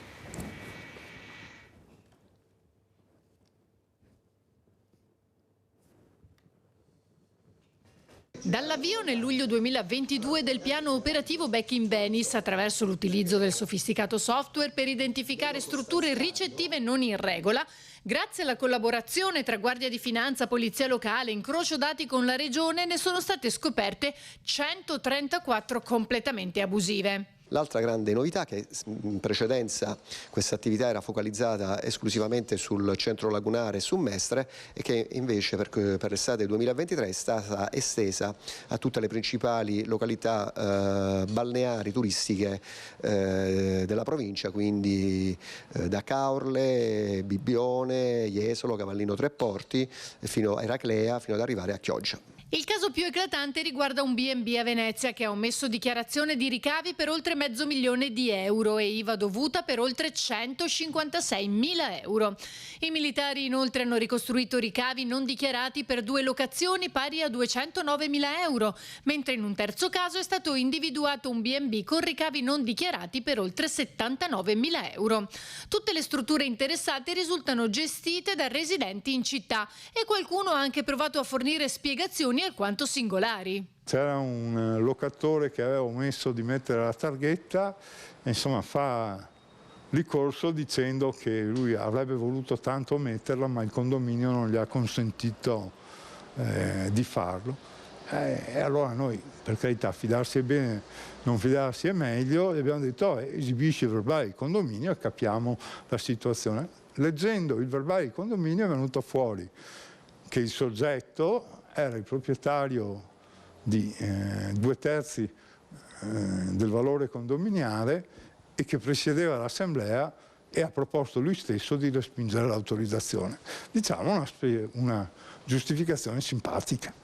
Durante questi controlli sono stati individuati anche 6 lavoratori in nero, con sanzioni amministrative per circa €27.000 e la comunicazione ai competenti uffici dell'INPS per l'eventuale sospensione dell'attività. Denunciati infine 20 gestori per non aver comunicato all'autorità di pubblica sicurezza i nominativi dei clienti alloggiati. Massimo Brini, come commentiamo questo servizio? I furbetti ci sono sempre, non c'è niente da fare, ogni tanto si scovano. Prego. Era ora e speriamo che la stessa cosa facciano qua in Friuli Venezia Giulia, perché purtroppo sono sempre di più quelli che, approfittando delle nuove tecnologie, internet eccetera, affittano appartamenti, ma li prendono in affitto personalmente, poi li subaffittano senza che i proprietari sappiano e hanno dei ricavi veramente consistenti che sfuggono a tutti i controlli. E naturalmente chi invece lavora seriamente paga le tasse, paga l'affitto dell'azienda e tutto, per cui ben vengano questi, e ce ne sono tanti secondo me anche qua a Lignano, Grado, ma un po' in tutte le località turistiche, quindi sono veramente molto contento. Allora adesso andiamo a vedere questa premiazione che è stata fatta all'ippodromo di Sant'Artemio, una premiazione molto importante perché fa capire l'importanza dello sport, quale esso sia, ma veramente lo sport disciplina e soprattutto tanto entusiasmo da parte di tutti gli addetti ai lavori. Andiamo a vedere la premiazione.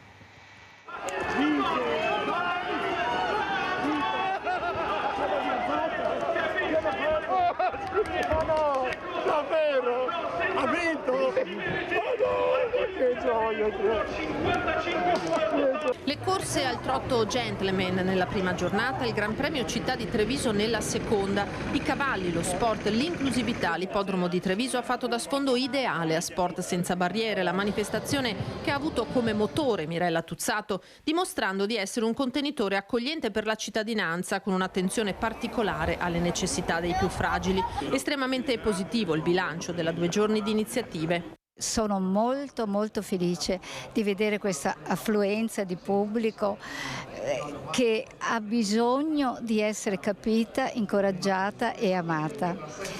Non solo i cavalli, ma anche tutto il contorno, fortunati e non fortunati. Io ho visto bambini felici, anche adulti che provano a fare tutti questi sport, e quindi mi riempie di gioia e mi consola per la perdita di tante altre cose.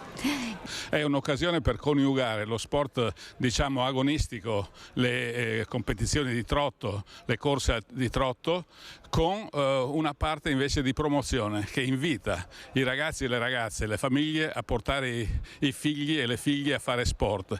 Un fattore di inclusione deve essere alla base di qualsiasi attività, specialmente quella sportiva. 2 giorni di grande affluenza, un successo da replicare nel tempo. Parlare di inclusione e fare l'inclusione non è scontato ed è meraviglioso, per cui io mi auguro davvero che il prossimo anno ci si riveda ancora qui, ancora più numerosi e sempre con questo spirito. Allora Brini, l'importanza dello sport, di queste occasioni veramente per far capire, di unire le famiglie, il divertimento, anzi andiamo a vedere anche questi percorsi veramente turistici bellissimi, visto che le famiglie amano l'aria aperta, la natura, andiamo a vedere queste escursioni e poi commentiamo tutto quello che abbiamo visto.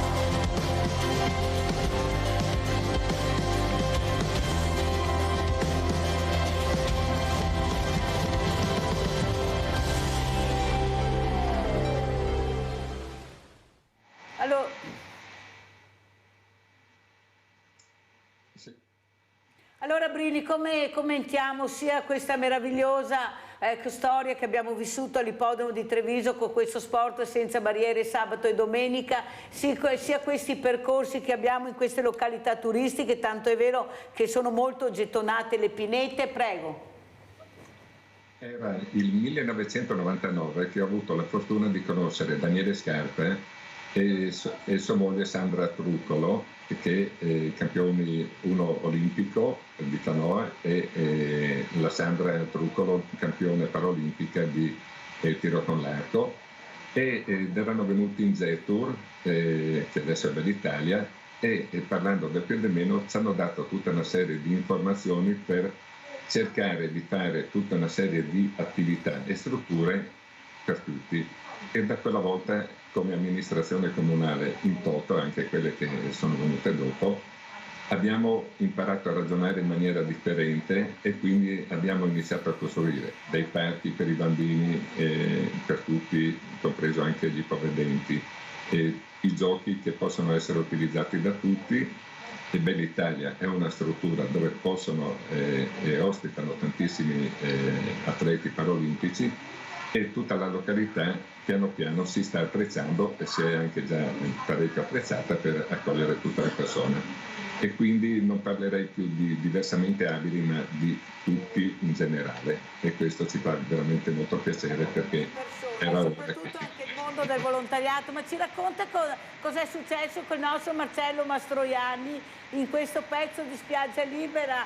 Ce lo racconta cosa è successo, che Mastroianni era disperato? Brini? Sì, era Marcello Mastroianni, che però era Francesco, no?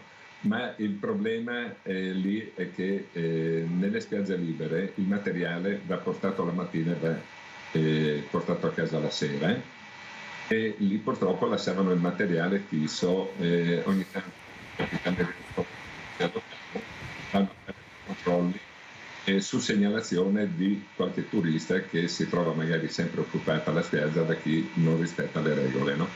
E quindi sono incappati coloro i quali hanno lasciato il materiale la sera.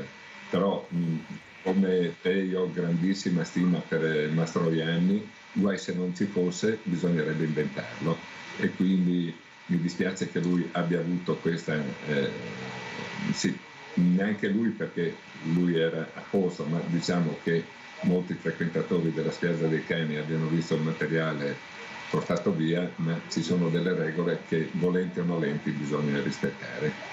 Abbiamo citato Mastroianni citando anche Lega Ambiente, perché lui è un volontario di Lega Ambiente che teneva pulita questa spiaggia libera in maniera incredibile, lui e la moglie diversamente giovani, eccolo qua, quello che si diceva prima, e io dico sempre che ho avuto anche il presidente di Lega Ambiente che dovrebbero proprio premiare queste figure che non un caldo torrido, ma con la volontà proprio di tenere pulito, di dare soccorso a questi proprietari di animali che a volte arrivano con questi cani senza un ombrellone, senza un po' d'acqua, e lui sempre pronto là con la pulizia della spiaggia perché la teneva perfetta. Spero che ritorni Brini, ecco, mi raccomando, magari un colpo di telefono a questo uomo, a questa donna che veramente ce la mettevano tutta, ce la mettono tutta da anni per accogliere proprio anche i turisti a Lignano in maniera veramente incredibile. Abbiamo in linea Raffaella Buziol. Ciao Raffaella.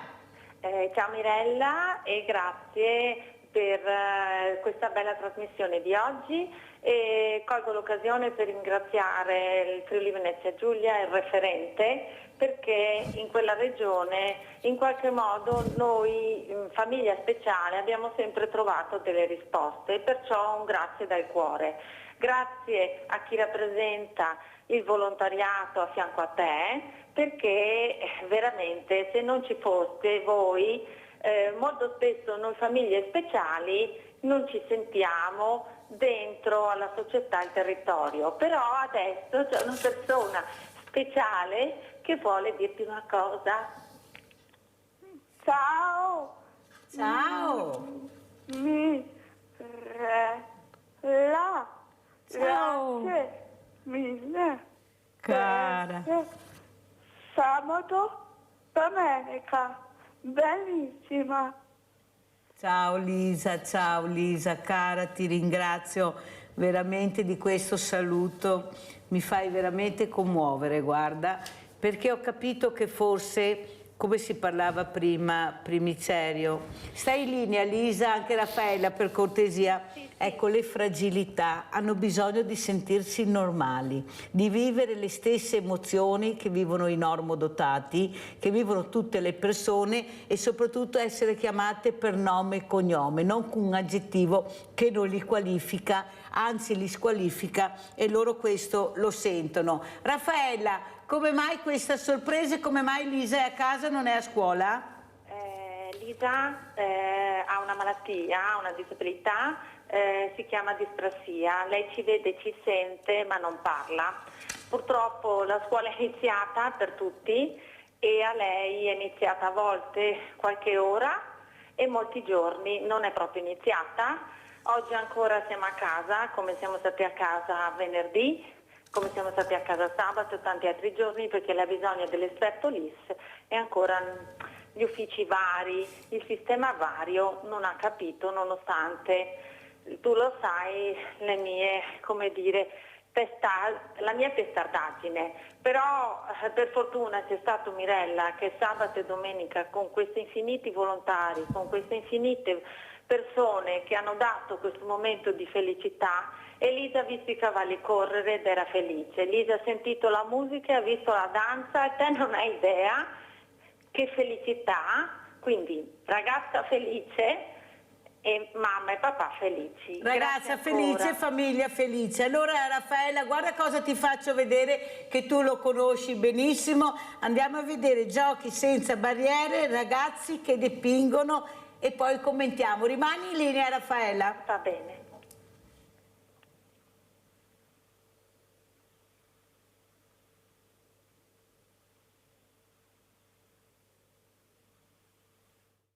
Cosa stai dipingendo, Giorgio?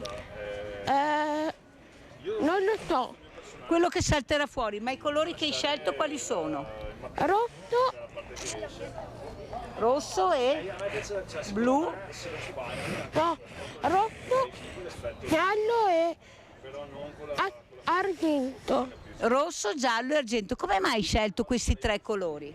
Perché voglio fare un arco, no, un tramonto. Ah, vuole fare un tramonto. E allora l'argento è giusto per il tramonto secondo te, Giorgio? Sì, perché crea quella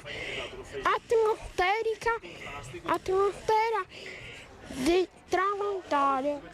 Complimenti, allora, complimenti. Sentiamo anche questo ragazzo. Come ti chiami? Nicola. E tu che colore hai scelto? L'argento e l'oro. L'argento e l'oro hai scelto. E che disegno farai con l'argento e l'oro? Non lo so. Non lo sai, però qualcosa uscirà, vero, da questo pennello? Sì. Ti è piaciuta la giornata di oggi? Ti sei divertito? Sì. Quante discipline hai provato? 1, 2, 3? 3. Complimenti allora, giovanotto. Alla prossima, sai. Come vedete i bimbi si divertono, i genitori anche. Adesso li inquadriamo, guardateli. Una sta scappando, ma io la conosco. Eccola là. Vieni mamma, vieni qua mamma. Vieni dalla Mirella. Allora mamma, cosa vuoi dire di questa giornata, di queste iniziative? Que è una bellissima iniziativa e che aiuta tutti i bambini con alguna problematica a essere integrato con altri bambini. Tutti uguali, tutti per divertirsi? Tutti per divertirsi. Grazie, bellissima giornata e grazie anche a voi. Allora chiudiamo con un saluto, quale saluto chiudiamo? Ringrazio tutte le persone che sono venute a trovarmi, ma soprattutto ringrazio te perché sei una persona speciale. Grazie, la squadra è speciale. Grazie, alla prossima edizione di Sport Senza Barriere. Allora Raffaella, c'è Primicerio che voleva farti i complimenti perché l'ho raccontato in breve un po' la tua storia, questa adozione di questi 3 ragazzi, di questi 3 fratelli e che stai passando le pene dell'inferno nonostante 2 ricorsi al TAR vinti. Cosa vuoi dire Raffaella? Poi il Primicerio e Brini ti salutano. Niente, quello che avete visto è il mio piccolino che quando vede la Mirella sprizza di gioia. Quello che avete visto, la ragazza con la canottiera grigia e nera, è mia figlia che utilizza la lingua dei segni e che quando sente Villa Margherita e Mirella, per lei c'è la sicurezza della felicità e dell'inclusione. Grazie e grazie ancora, arrivederci a tutti. Grazie Raffaella, grazie Lisa, un abbraccio grande, vi voglio bene a tutti quanti. Allora Primicerio, cosa diciamo a questa mamma che ha fatto questa adozione incredibile, che crede che sono figli suoi, li ha adottati, li sta crescendo, prego. Tanto di cappello, ci sono poche cose da aggiungere se non una grandissima ammirazione e un grandissimo in bocca al lupo, forza e coraggio. Purtroppo in Italia, come come mi diceva lei, forse non c'è il pulmino per andare a prendere il bambino, oppure non c'è questo, questo fa parte del sistema nostro, purtroppo italiano, dove non ci sono certezze né di avere i servizi che sarebbero necessari, né poi invece delle pene che dovrebbero essere comminate a chi queste cose non le fa. Questo è. Diciamo Raffaella, devo correre purtroppo che sono in chiusura. Prego Brini. Raffaella io l'annoverei fra gli eroi dei nostri anni perché è veramente una persona incredibile per quel poco che ho potuto sentire e ascoltare, e io credo che se tutti dessimo un quarto di quello che dà Raffaella in questo paese andremo tutti veramente molto ma molto meglio, quindi complimenti ancora. Perché Raffaella ha bisogno di essere supportata, perché ultimamente capite bene con queste battaglie che sta conducendo non facili, avete sentito ancora la bambina a casa, ancora non ci sono gli insegnanti per la lingua dei segni, questi insegnanti di sostegno che fanno fatica ad arrivare. Ecco, anche qua Primicerio è una cosa veramente, ma si vuole capire di cosa ha bisogno il territorio, i ragazzi, perché sono il nostro futuro. Se non investiamo nei ragazzi dove investiamo? Specialmente quelli che hanno delle fragilità. Prego. il maggiore esborso dello Stato italiano è in due campi, sanità e educazione, che sono i due pilastri fondamentali dello sviluppo del Paese. Se noi non ci perché tutte le volte che bisogna tagliare, bisogna fare i bilanci, bisogna fare i tagli perché non ci sono i soldi, si taglia molto semplicemente sanità, questi sono 30 anni che è così, sanità e educazione, e questi sono i risultati. Perché non capiamo che se noi non educhiamo i ragazzi il futuro non esiste, e non capiamo che se noi non curiamo i bisognosi, anche questo comporta una vita evidentemente piena di problemi e senza futuro. Quindi sono i due cardini, e ogni volta tutti i governi, io parlo sinistra, destra, centro, eccetera, anche perché tagliare l'1% della sanità o dell'educazione che hanno bilanci molto molto importanti è molto facile. Invece se io prendo l'1% forse delle belle arti, probabilmente raccolgo qualche centinaia di migliaia di euro e non qualche miliardo di euro. Tutto qua. Allora Brini, pochi secondi per salutarci, come ci saluta? Non lo capiamo. Ma io riprenderei le parole di un ospite che c'era il precedente, che era il dottor Pompin, che dice invitiamo i ragazzi a iscriversi a medicina, bisognerebbe però togliere il numero chiuso, e naturalmente concordo con il dottor Primicerio per quanto riguarda i due pilastri fondamentali, se dobbiamo sia l'educazione che la sanità, le due cose dove possiamo veramente andare avanti, dove siamo specialisti, dove abbiamo fiore di medici e di teste che però paghiamo poco e li obblighiamo ad andare all'estero. Per cui Mirella continua così e speriamo che Grazie a Massimo Brini, consigliere al turismo Lignano Sabbiadoro, grazie a Alfredo Primicerio, presidente Soccorritori di Conegliano Pubblica Assistenza, grazie. E soprattutto c'è questa possibilità di unire le forze, Primicerio, di fare squadra, come abbiamo sentito anche prima, sia Ponzin che la Petrorosso, che non si conoscevano, che grazie a questa trasmissione perché si fa poca squadra, dobbiamo fare più squadra e dobbiamo soprattutto cercare di capire, basta con questi campanili perché non ne possiamo più. Primicerio, fare squadra è così difficile? Qualche volta sì, però la nostra associazione era un'associazione prima molto molto isolata, eravamo su un eremo e avevamo paura di confrontarci con altri. Oggi abbiamo aperto, quindi noi collaboriamo con tutte le associazioni simili a noi, anche se qualche volta siamo in competizione, però questo non vuol dire nulla. Quindi io sono assolutamente d'accordo che noi dobbiamo e anche perché per deformazione professionale io facevo un lavoro in cui non si poteva lavorare da soli, ma bisogna lavorare sempre in equipe, e quindi è fondamentale avere la collaborazione, ma anche però qui in Veneto è un pochino più difficile, nel senso che il Veneto nasce come storia veloce. Da piccoli imprenditori che guardavano il proprio orto e guardavano l'altro con un po' di preoccupazione.